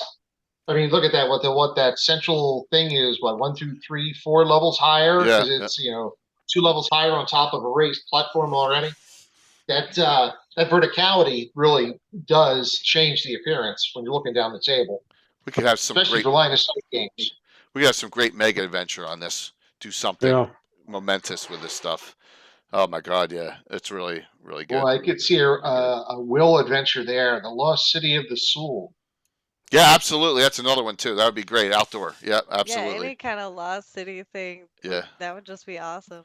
Yeah. Yeah. What's the Elven City in Forgotten Realms? Myth Denor, is that it? Myth Draenor, Myth yeah. Draenor, yep. Yeah, that's it.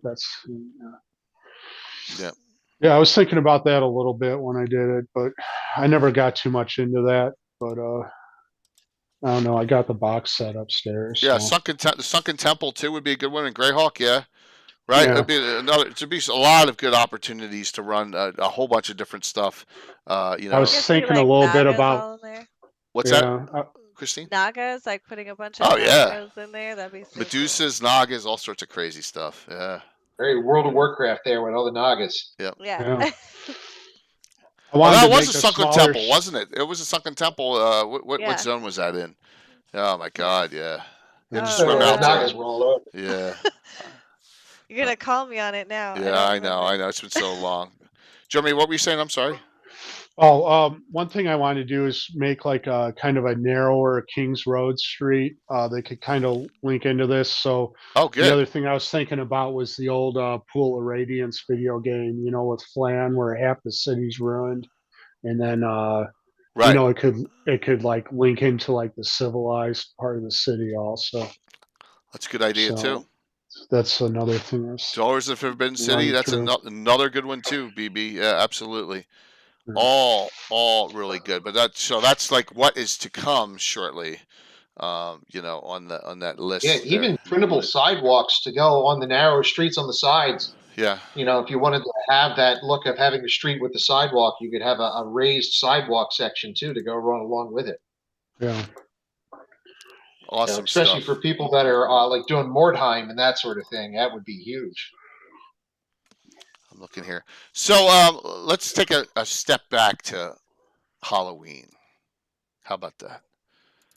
We're already talking about Halloween. It's not even Easter, Jay. Step back. Last year's Halloween. Oh, last year's Halloween. Oh, okay. Let's take a quick step back to last year's Halloween. Right. So you're set here, right? So I'm not doing the Overgord this year. I had done enough Overgord. So I'm like, what am I going to do that's kind of our own spin? So, of course, I had to make it disgusting, right, Bill? I did, instead of Children of the Corn, I did Children of the Corn Holio. Right, so yes, had a little fun with it, and here we are as they're meeting up, and here are your minis out there, Christine, all over the place. Yes, fearsome. Yeah, and then we had it was kind of a really little bit of a fun. We had the undead, we had the headless centaur, right, Bill? And yeah, headless centaur. Yeah, and there's Jeremy's hut there that built on this base and all, and there's your witch with it. So we had a little fun with that one. So we changed it up. Hey, Kafir, we changed it up this year for Halloween. Did a little bit of a different. Yeah. Well, you know that I did a sequel to that set. Which is. I know. Yeah. Bill, yeah, do we have it, Bill? No, I would have to order the Wicker Man set. Wicker Man set. Because the witch doesn't look so good in the second season. Yeah, she turns into she looked lich. better. Oh, she turns into a lich. Oh, great. Yeah, so we'll get that. We'll get that one and do. And I have these unpainted ones because Curtis won them in my box now. So I'll give them to him at GaryCon finally. Here's year 2, the Burning Skeletons and the Lich. Oh, nice. So we will continue Wicker Man. Oh, look at that. Oh man, I don't know if I can bring it up though without crashing the stream. So yeah, please click on that link, everyone. Send it to you. I can probably send it. No, don't send it to me in the Zoom. Don't send it to me in Zoom. No, I was gonna do Discord. Send it to me in Discord. Yeah, send it to me in Discord. That would be great. I'll see if I can. Hopefully, I don't crash everything. You may hear a double coming up here shortly, everyone. But yeah, I'll put that up here, the Wicker Man one. Yeah, send me the banner for it here, Christina. Oh, there we go. There we go. Oh yeah, look at that. Let me save this real quick, and I'll be able to bring it up as long as I don't crash everything. I'm not gonna say that you should, oversize the Wicker Man, like double size print him, but I'm just saying There we go. if you want it to be scarier. You're saying, You yeah. want it to be impressive. There we go. There it Yeah. is. Perfect. And a bigger. Yeah. So that's.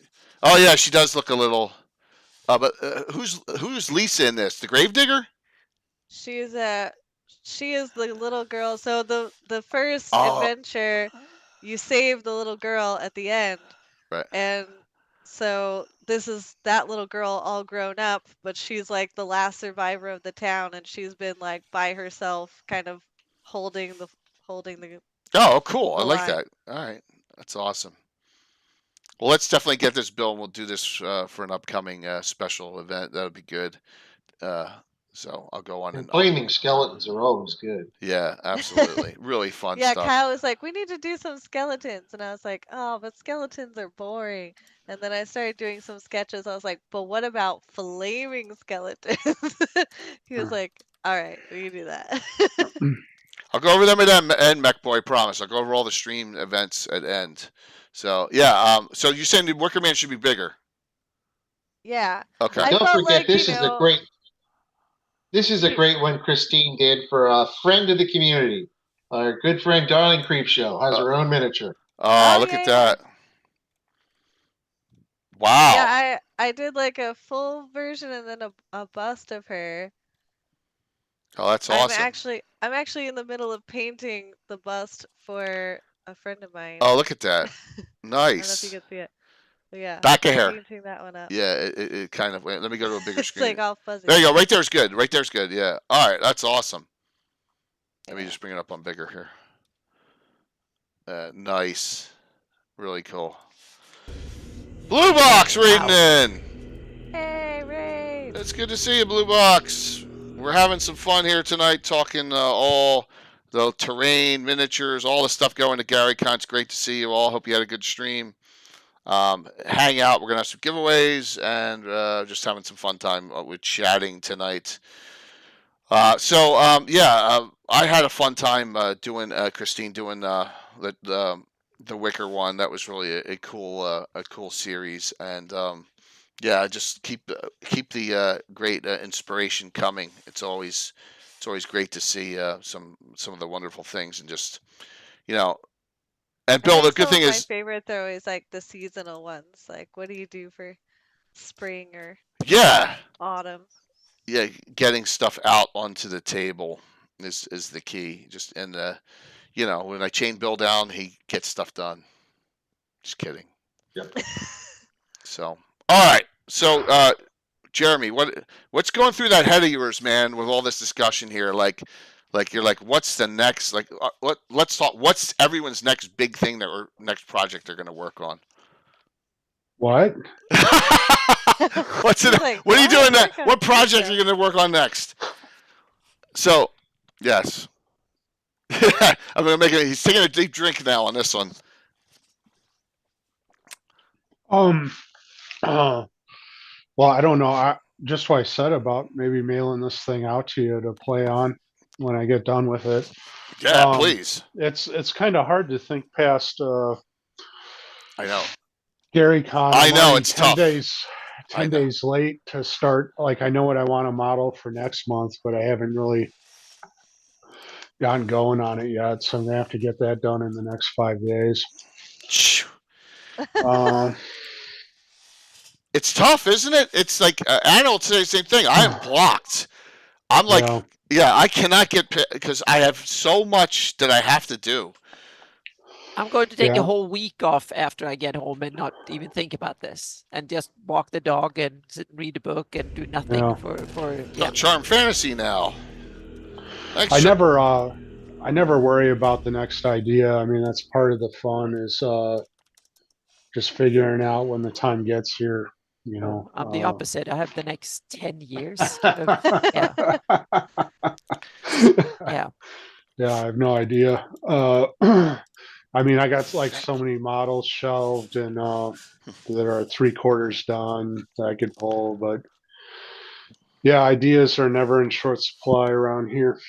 And then there's always suggestions from other people that can create another 10 ideas on top of what I already got. So it's not something I really bother thinking about, honestly. Speaking of that, Bill, what did you suggest to Jeremy just recently? Oh, Dwarvish? Oh, well, we were talking about dwarven terrain. yeah. Yeah, Bill sent me a That would be, list of stuff. And I had meant to email him back, but I've been so busy prepping stuff. And I think we're kind of thinking not a along. problem. Yeah, I think I had some different like images, but they were kind of in the same ballpark where you sort of have a Adirondack sort of look to the dwarven fortress, where it's something that's like more carved in to an object as opposed to built out of bricks or something like that, you know. Yeah. So I think I hadn't gone back to him yet, but I think we're pretty much on the same page with what that. And I had a stronghold that I'd roughed out, a really large one, a few months ago that I shelved. That I think might work for that. It's just kind of thinking about dwarves and the way that they're used. Like one of the things that always annoys me about dwarves is they're these short people, but then they always make these fortresses with these huge doors. Yeah, true. It's like, who the hell would do that?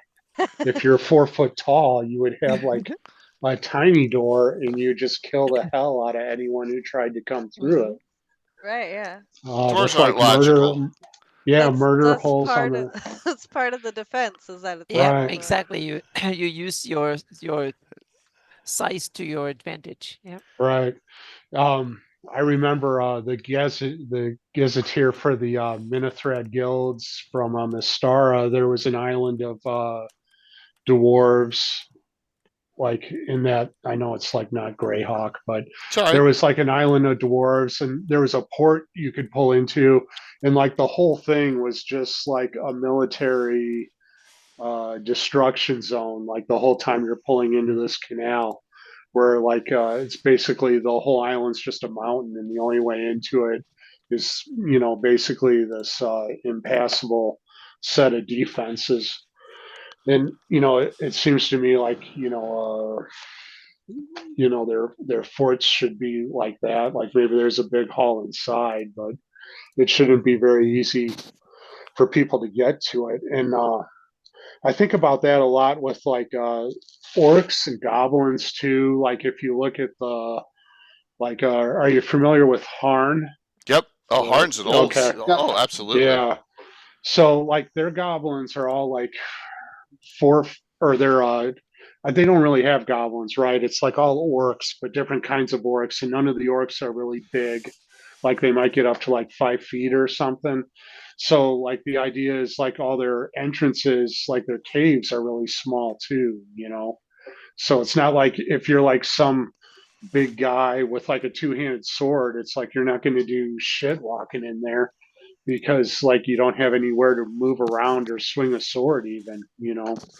And so I think a lot about that when I think about, you know, building a dwarf castle or a halfling or gnome castle is making it like just offensively inaccessible to the only problem with that classes is that it's not good with miniatures gameplay. Oh yeah. Like, what do I do with this? Yeah. Good lore, bad for terrain. Yeah. Yeah, well, you know, the whole place doesn't have to be like that. You know, it could just be like choke points and things like that. You know, Build a funnel in and have one small door a couple of 100 feet in, so all the attackers come in and they get stranded. And then inside there you have a huge room, so when they get through the door, hundreds of you can attack the poor people that come in. Right. I did that yeah. with the Goblin Lair for a bunch of Yeah, party you that came slaughtered in. everyone too, Yeah. Anna. Oh yeah, well there were like 60 goblins in there, and I realized you shouldn't. The goblins don't piecemeal themselves out 5 by 5 in a room, so they had to fight all 60 in one go, and No. and come back at them. So yeah, Yeah. and that was hard for them. Yeah. Yeah. So since this is gone, are you ready for this, Jeremy? You're gonna be very happy. You got to sign up for your seminar. So there's only 31 wow. tickets left now. There you go. Yeah. Oh, that's good. Woohoo! So thank you out there, John Lindemuth, who just Yeah. added on. So there you go. So we're getting some Yeah. more.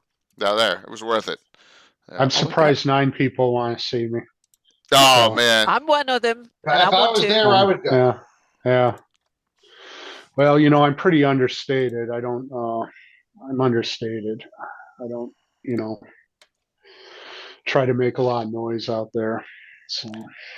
True, but you know, this is your first time going too. So. Oh, sure. You know, and it's just to experience it, all the things that are going on. You know, and so with all the like, look, we're not sold out here for our Legends and Lore editions, Greyhawk and Doors. You know, we're not sold out for that. So, you know, it's just you're not going to get, you know. I think the first time people do people just show up when they get there, like if there's openings, or how does that work? seminars people show up. So you all the seminars I've had over the years, there've always been more visitors than signups. Oh, way okay. more. Yeah, way Okay. more. Yeah, once word of mouth gets out about what you're showing and Jay starts showing the terrain, I think you're going to be surprised the amount of people who are going to show up. Yeah, and always Okay. people walk around and it's something interesting, and they bring some others that don't happen to have a game at the moment, stuff. And some people just want to have somewhere to sit down, so they just come in and sit down. I've had those too, and after a while they're like, "Oh, what is this about?" And so yeah. Yeah, absolutely. It's gonna.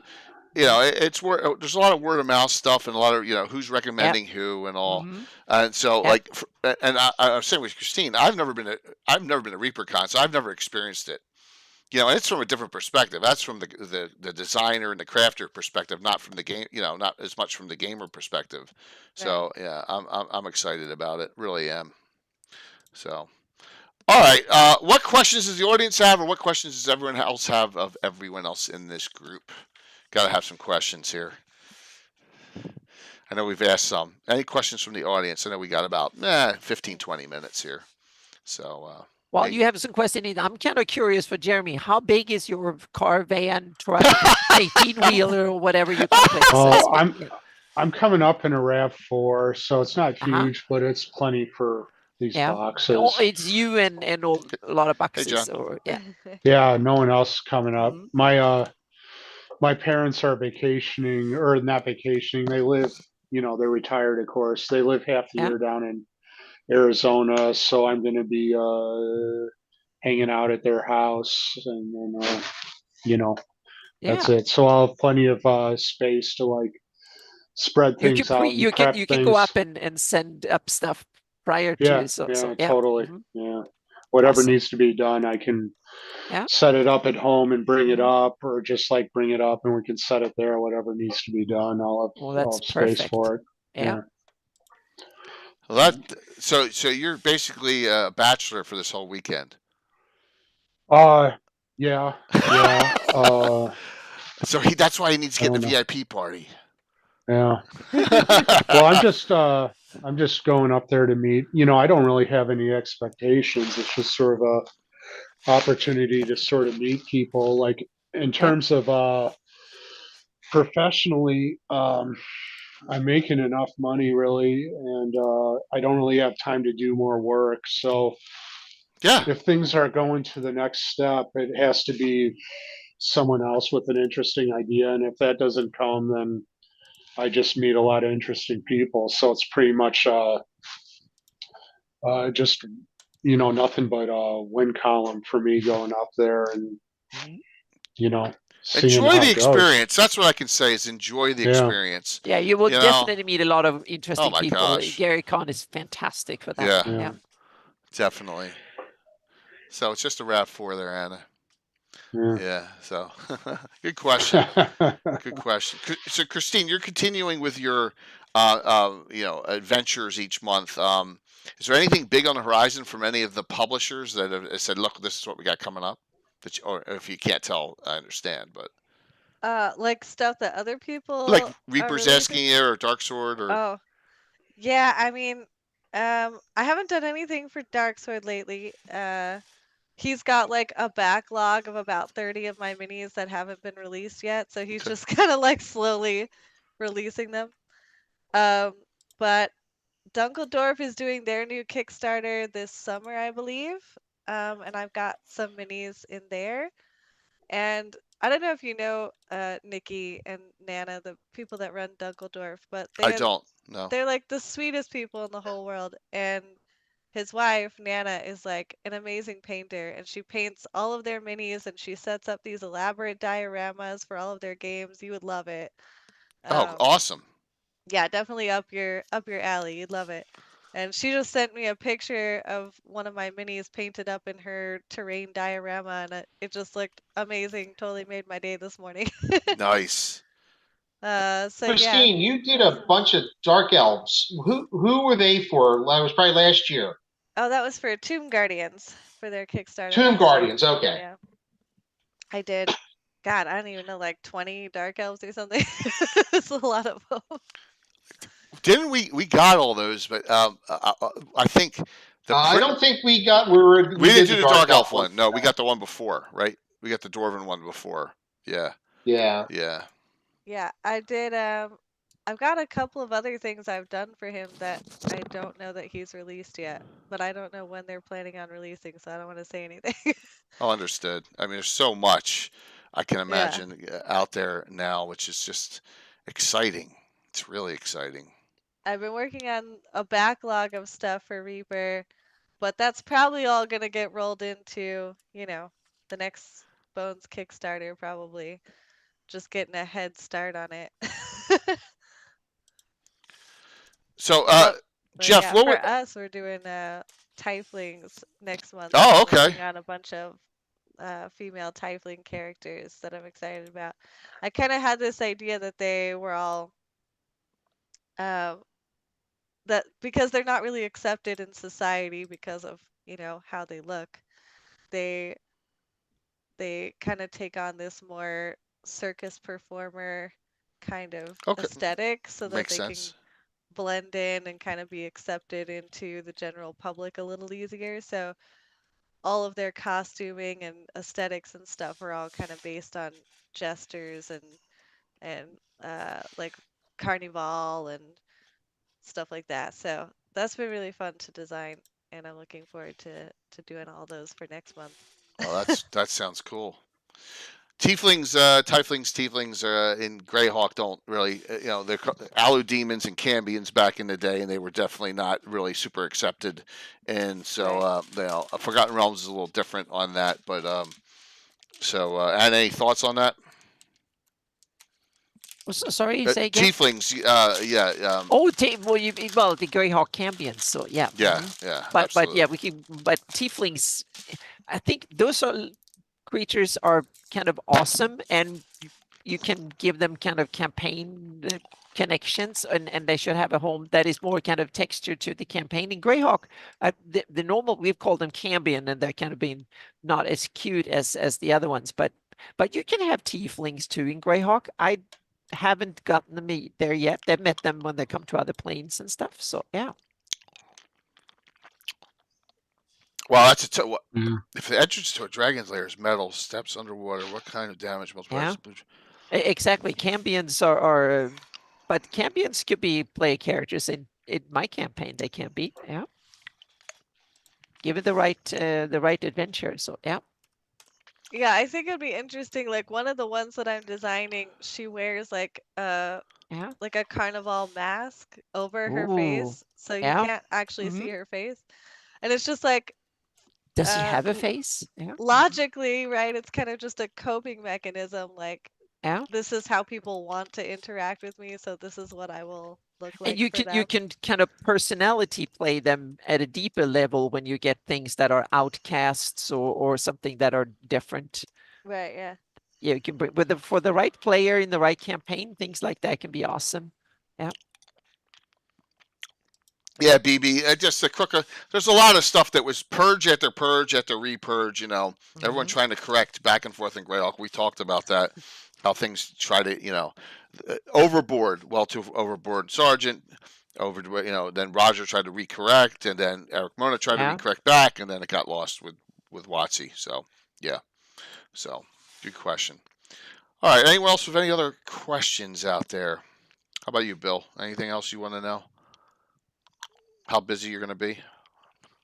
Just kidding. Well, just depends on what keeps printing. Yep. Yeah, I've got stuff to work on. So I just finished a house for Yeah, show that. Just a little pub. Yep. That's cute. Skeets This Hideaway. is for Tom in our game. His character Wow. Skeets. Got a little one-story little tavern called the Hideaway. Yep. So Oh, It's it in looks Harby. great. Yep. It's in Harby. I love Yeah. the roof. That's so Yeah. cool. Yeah. yeah, I'm using just static grass now on the thatched roofs because you can make it mostly permanent. You can layer it, add colors into it. So I'm just kind of using static grasses on the thatched roofs now. It looks good. Yeah, Bill. That's where Bill's really steps it up. He's just not painting them. He's adorning them and grouting them and doing all sorts of things, which makes it. Any secret doors? There's we did it a whole adventure, There's Alex. one in the basement. There's an entire basement with underground, which has a one-way teleporter, which I don't know where it goes to. So there's a whole adventure coming. Yeah, we did. Where there's a bunch of undead down there, and stuff, and then they cleared it out, and they just like, where's this teleporter going? They just don't know. So yeah, that's a long-term plot line. Well, Skeet's a little higher level. What's he, 11th or 12th over halfling thief? Mm-hmm. Sorry, I'm almost had a coughing fit there. I had to stop myself. Yep. So all right, well that's awesome. We'll do some quickie shot. How much time did it take to paint, start to finish, Bill? What's your time frame on that building? On that building, that wasn't tough. I don't know, 8 to 10 hours.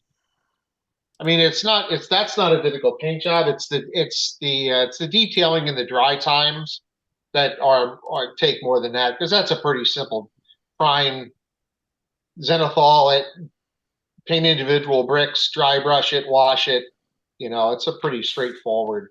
But yeah, I probably spent 2.5 hours doing the painting and probably 6, 7 hours on the detailing, doing the roof and blocks and everything else. So that'll be an adventure we get to when we get back. And I have nothing planned for when I get back, because I immediately have to go out on the road like the day after I get back for work, with this new job I have now. So I'll be going it's just going to be crazy. But I'm not even going to think about that now. I'm just going to think about Gary Con and stuff. Work 4 days this week, then boom, gone for, a week and a half. It's going to be a blast. I'm telling you, I need like 2 weeks of like decompress time after a convention. I'm like, my brain is fried and my social meter is empty. Don't talk to me. Don't ask me questions. I don't want to think about it. Yep. I want a week of hiking and not see anybody. Yeah. For a week. Yeah. Kenku is it, Curtis? The Kenku is what you're thinking of, bird humanoids. There, Eric Hakra is in Greyhawk too, which is another. They've been a race going back to first edition. So see, Jeremy, that's one of those ones that I was like, I'll do it, but I'm not going to do it like everyone else. So I made a toucan, a flamingo, and a cockatoo. Wow. And I was like, that's my bird people. Your own style, tropical birds. Putting your own style on it's the way to go, though. That's it. So everyone knows it's yours. It's fantastic. So, Jeremy, what do you got to say in closing here? Oh, excited. Yeah, I'm excited. Good. I've actually never been into a convention before. I've been living in a basement for years. I'm basically like someone who's like grown a 50-foot alligator in their basement and never, bother telling anyone about it. So, yeah. So I'm do I looking forward to it. do I need to keep you away from Darling and Bones and all those crazies? Is that going to be too much? Yeah. Look at Christine saying, yeah. No, you don't have to worry about that. For about I don't know, probably like 10 years, like I ran gutter punk bands where I just like pick fights with people. We toured decently, and that's where I found out that popularity kind of sucks. So, Understood. yeah, I'm socially acclimated. Like I know how to be around people, Right. so I'll be okay. We're gonna have fun, man. We're just gonna hang out. Yes. Like, look, Yeah. when there's no there's not a lot of downtime on Thursday and Friday, right? Saturday there's gonna be a lot of downtime. There's gonna be a lot of. You just saying hanging that out. now? There will be no downtime. Jay will run No. around like a little squirrel everywhere and Yeah. all the time. Yep. I've been 24/7. challenged, Anna. Yeah. And by Wednesday, after Founders and Legends, he'll have no voice left. Yeah. Yeah, that's the Yeah. thing. I need to sit in my room and not talk to anybody for a day and recover and then come back again. Yeah. Once Yeah. you get Make sure into you have that teas go and mode, honeys it's ready really to go. hard. It's well, I got to get focused. So But yeah. I got so I'm going to the spa Wednesday morning, and I'm getting a massage at the spa. But Gary Con is a So- lot better than Gen Con is terrible. Yeah, because yeah. These Gary huge Con's- rooms with enormous, that's so loud. Gary Con is more cozy and your smaller rooms, and the general level of sound level is noise level is much lower, so you don't have to yell at everybody. Yeah, I'm kind of scared of Gen Con, to be honest. It's way too Yeah. big. It's Yeah. too big. It's crazy big, but you should go at least once in your life because it is kind of special. Once. It's I just don't the know. size in itself. It's like Vegas. You need to go there at least once Yeah. till you've seen I've it. Yeah. I've read reviews about it. It doesn't sound like a place for me to go. If you're networking, it's Yeah. really difficult to even Oh yeah, find anyone. everybody Yeah, in the I think it business would is be there. difficult So to- yeah, it's just It's impossible enormous. to meet anyone. It's something that large. The perfect Yeah. the perfect ones to network at for us, Gary Con and ReaperCon. Yeah, Gary Con Yeah. is awesome. Yeah, they're the No, perfect we ones. made our connection with Anna through Marco at Gen Con. That's That initial exactly. So reach that's out. the thing. Oh yeah. I've done some really cool networking at Gen Con too. Because there you can find people you have no clue, and you just sit down and share a table, and all of a sudden you have a best friend for life. Yep. Yeah. True. Do Yeah. they have like vendors at Gary Con? I've Yes. never been. The whole vendor Oh hall. yeah, they do. They have a vendor hall. Yep. They hear you mention once. It's one you can walk around in about an hour or two. At Gen Con, you need to take a whole day at least. And after the end of that day, if you're taking your time, you got through half of the vendor halls. Then you take another day and you get through the whole thing. Wow. It's like a square mile.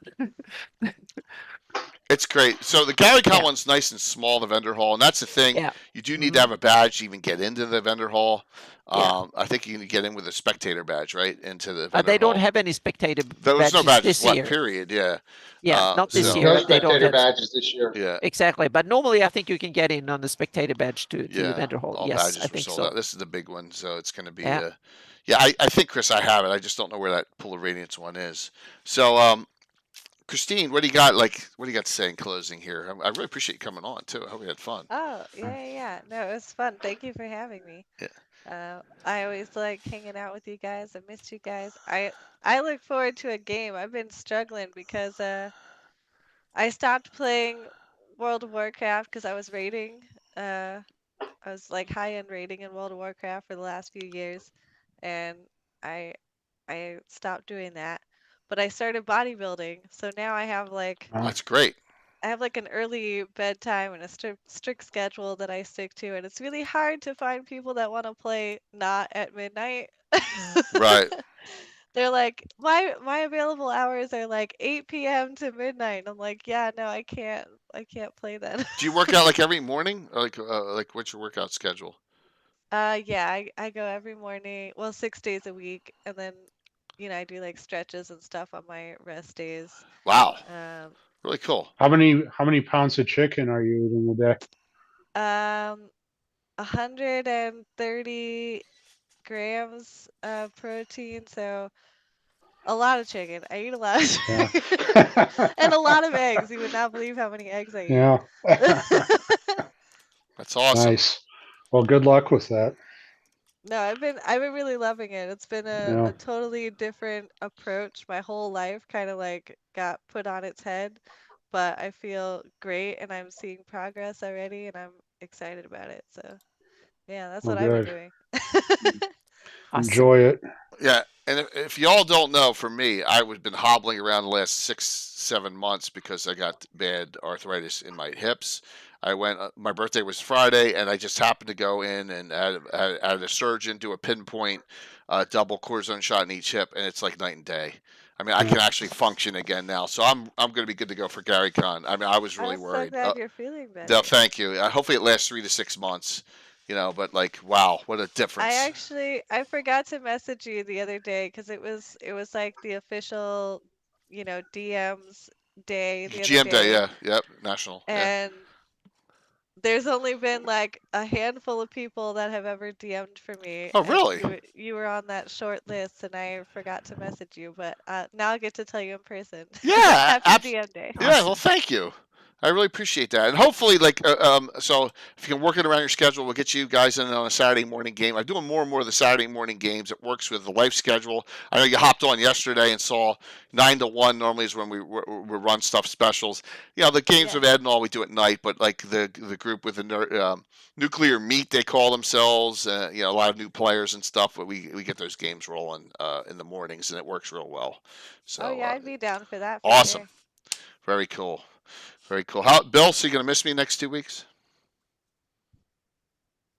Yeah, sure. That was so convincing. No, hey, I miss game time when we don't do it. So I wish I was going to be at GaryCon. It just can't do it. So. Hey, Jay. Yes, sir. You ever think about doing like a neutral evil campaign where people can root for the player characters to die? They do that now on Thursday nights. Yeah. Oh, really? It seems like people basically behave themselves when I tune in there. So if you don't know, Troy Cannibal already gave me 2 5,000 cheers for the Slav game and for the Puppets game for anti-hero points for me already. For that. But now that's cheating. Yes, but Lee Savage Baron did it back for the Puppets game because he's playing it and he's scared. Well, he can't get any of those, but he did 5,000 cheer back already. So that's going on before the game has even started, because like I'm not sure, when it's even harder to pay attention to what's going on. So if I'm live streaming these games, I'm like, it's really hard for me to keep track of what's going on this little laptop right here. While I'm playing these games, so I you need an audit of that, Curtis. Yeah, I just want to let everyone know that it's tough. So it's okay for you to do that, but unless I have someone who's actually on and doing modding at that point, I'm not gonna pick it up anywhere.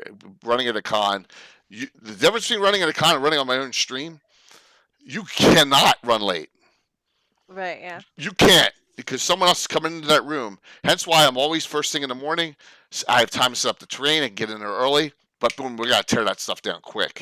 Because someone else is coming into that game right after that. Right, we have to, So you got to boom, boom, boom, move quick. And it's a challenge. It really is. So you're gonna have help though. I will. This is the great thing, having assistance this time, first time. Yep. Yeah. Thanks, Brett. Yeah. I never stopped moving, and hopefully I'm going to feel a lot better than I did last year. Remember, I came with a bad head cold that I got right before I got there, so I hope I'm feeling a lot better this time. So, Anna, what do you guys say in closing here? Well, we were talking before. First of all, thank you guys. This has been awesome. A lot of cool discussion. I love it. So thank you so much for letting me a chance to hang out with the people that do cool terrain and stuff, painting. But we asked for before what we're going to work on afterwards, what new projects we're going to kick off when we get back home. And I have 2 projects that I'm going to that I can announce. And one of them, I'm going to start working on the city of Greyhawk. when I get back home. So on the doing the research properly and start getting the city together, because now I know how to do it technically. So now I just need to start doing it. So that's going to start kick off. And I thought this is a good year to kick off that project. And the other project I'm going to start doing is sources. I've collected all the data. So I'm going to take every name that is labeled on my current map, and I'm going to start putting a database together so people can find out where they can know more about it, where the name comes from. I haven't done that properly. So that's the other project. And I also working on a secret project that I haven't talked to anybody, that I have outside help with. And Jay, no, it's not the one we have an NDA for. It's another project that I haven't talked about. Very that cool. is very secret, that I think will be really, really, really cool. And that I have some expert help on. That is outside my normal field, but I think it can be really, really cool. So that is I'm going to work on that too. And then there hopefully it will be something that Jay and me and some other people are working on. And it We'll gets start resolved at working on- GaryCon. Exactly, that we are under NDA about, that we can start working on that too. So afterwards, so that's the big things, and then I will continue my Shieldlands project for my campaign and Altamira as well. So yeah, so I Yes. will but I will take at least a week off when I get back home. Altamira, 300 copies of this will be, I mean, this is just me printing it out. Covers Yep. and all, 20-page sneak peek guide for the Free City of Altamira box set, which fourth quarter Yep. launch, Kickstarter launch with Troller Games this But year. I can state a little bit. I will show off at GaryCon. I will show off more than 50 new heraldry, a lot of historic ones That's awesome. that hasn't never gotten proper heraldry, and there will be maps of areas of. We could talk thousands of square miles and some cool stuff, and a bunch of behind the scenes of what's coming, so to speak, and the scope of this. So and some ambitions I have on actually moving forward, which hopefully will be kind of interesting. Yeah. It's going to be a busy year after GaryCon. Oh yeah, definitely. This is just beginning. So yeah. All right. I'm missing one banner because I forgot. Thurston, 3 days with my good friends, Curtis, Brett, and Todd Stashwick. All right. From Star Trek Picard, if you know. So Todd asked if he could jump into the game. I'm like, hell yeah. So we got Todd, and that's every morning. If it's capable, I will. It's in Linwood B. I will stream it if capable. So I won't know till I'm there. It depends, because I think we got Heidi. We got one of the Gygax sisters in there at the same time. I don't want to interrupt them. So we'll see. But that there's a possibility. That's March 16th, 17th, and 18th. Running that 3 straight days, Thursday from start to finish. Sunday night of Founders and Legends. I'm going to try and do my Gabbin from the club, and I might as well on Sunday night. So we'll have a Gabbin that night. Sunday evening, I'll do a banner up for that before Wednesday. All right, that's the one I was like, why don't we just try? There's just no reason we can't do that there. So that's it for Founders and Legends. GaryCon. We kick off the live stream content. This is official. It's dual streamed on my channel and GaryCon Live, both. It's just a talk session for 3 hours starting at 6 p.m. Central on Wednesday, the night before the actual GaryCon part starts. Ed Greenwood's scheduled, Eric Mona, Todd Stashwick, Bird, Coco, Anna. A lot of you in the community will be stopping in. We're trying to get some other special guests. We'll have a whole bunch of people just coming in and out, talking about what their expectations are. It'll be a 3-hour Gabbin, 6 to 9. This is all Central Time now, everyone, not Eastern. 6 to 9 Central, 3 hours. That's Wednesday night. Thursday, highly unlikely I'll be able to stream this game, the Puppets game, because it's in Evergreen too. I just don't. There's no room, and there's also 3 other games in there. I did this one. Odds are 90% not streamed. Sorry, I gotta respect other things going on. So yeah, of course, please, that'll be great. And buying each other drinks and stuff. That's Thursday. Friday morning. This is definitely streamed. The Slav Squad. Look at this group of vagabonds. Darling Bones, Myriad, Little Bird, Eric Mona. Going to be a great game. That is Friday morning. All the seminars we're going to attempt to stream to. And Saturday morning, Ed Greenwood, Anna, Tony Winslow-Brill, Chuck Cumbo, Bill Meinhardt, and the sign-ups for that one, including Alex. Saturday morning, 9 a.m. So there you go. We'll have a full set of content. Gonna be fun. Save bail. I got money for bail money, Alex. Don't worry. It's Ed. Ed's the one that scares me, man. Ed could get out of control fast. So yeah, Jeremy.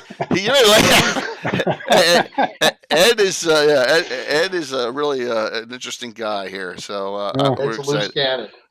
Loose cannon's the right thing, and they get me a lot of. Yes. Were you gonna say something? Yeah, Go for it. I was going to bring those hardback novels up for him to sign for next year's Jude's fundraiser.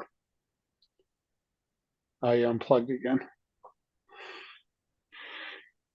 It only happens 3 times a stream. Yeah, bring him. I guarantee you, Edward would be more. Of course, he'd be ecstatic. Maybe you could sign him for like St. Jude's, or the 9th fundraiser or whatever it is. Next year will be 7th time. 7. Yep. All right. And we did $26,200 this year. Yeah. Surpassed last year, which is crazy. So giveaways are, we're going to do a Troller Game Gear certificate, and I got a bunch of compilations for Jeremy, STL files. So let me know if you got a 3D printer. We'll give that. There we go. Remember, Christine, always on her store, we got the 30% off. Just use my name, code, Lord Gazumba. I just hit a button. I don't even know. Was that Bill's shout out? I'm bouncing around too much now. I'm on fumes. Oh my gosh, where are they? There we go. Before the convention, yeah. I know. I know. But I feel you. I'm a little bit that way too. So yeah. Wednesday Gabbin's at the club. Yes, and the club is my Josh will tell you otherwise, but it's my little. It's where I go. It's where I hang. There's a fireplace. There's all these nice little chess sets all over the place. There's this long wood table, and I take it over. So, I should make it up there by 4 that day. Good, Jeremy. Then you could hop in on Wednesday and come on the stream and hang out a little bit. You know, maybe you can go sit next to Ed and just converse with him. Sure. You know? Yeah, it'll be a blast. So, all right, last call. Let's commission point drawing. Let's see if we can get the winners, and we'll rate into drawing. Call it a night. Thank you, Christine, for coming on. Thank you, Jeremy, Anna, and Bill. Fun times. One more stream, Wednesday night. We continue our discussion on the tour of Greyhawk City. That's it. Last stream before GaryCon and Founders of Legends, Wednesday. No Thursday stream. I got too much to do before I leave Friday morning. So even though some people are busting my balls about it, right, Bill?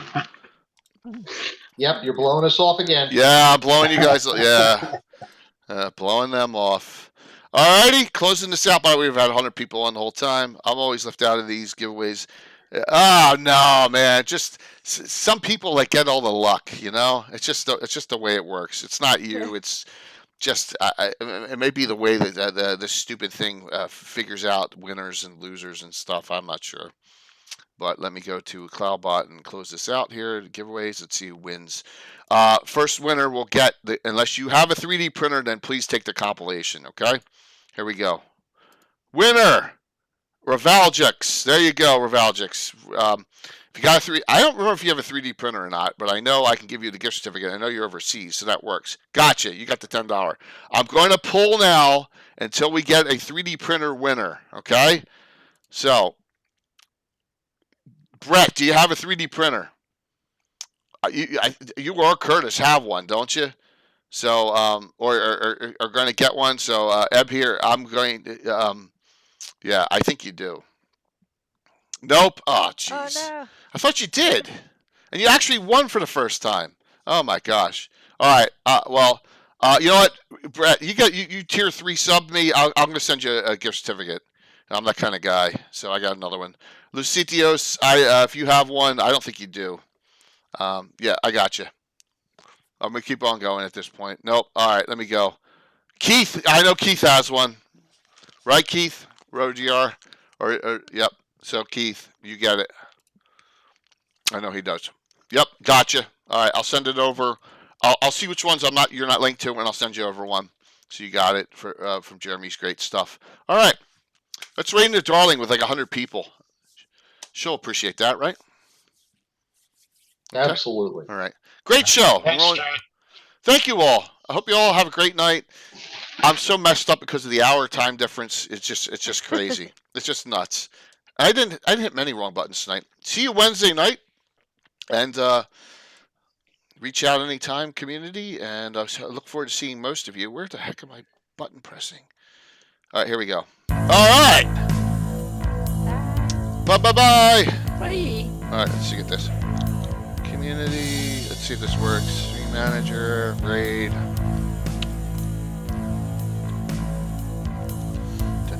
Dun. Thank you for all the raids we got tonight. Really appreciate it.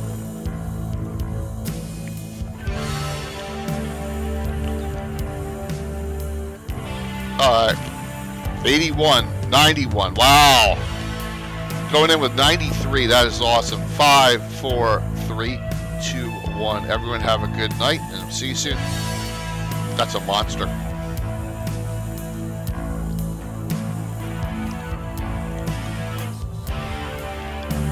Awesome. Let me just. Ooh, darling. All blistered up. Yep. Great discussion.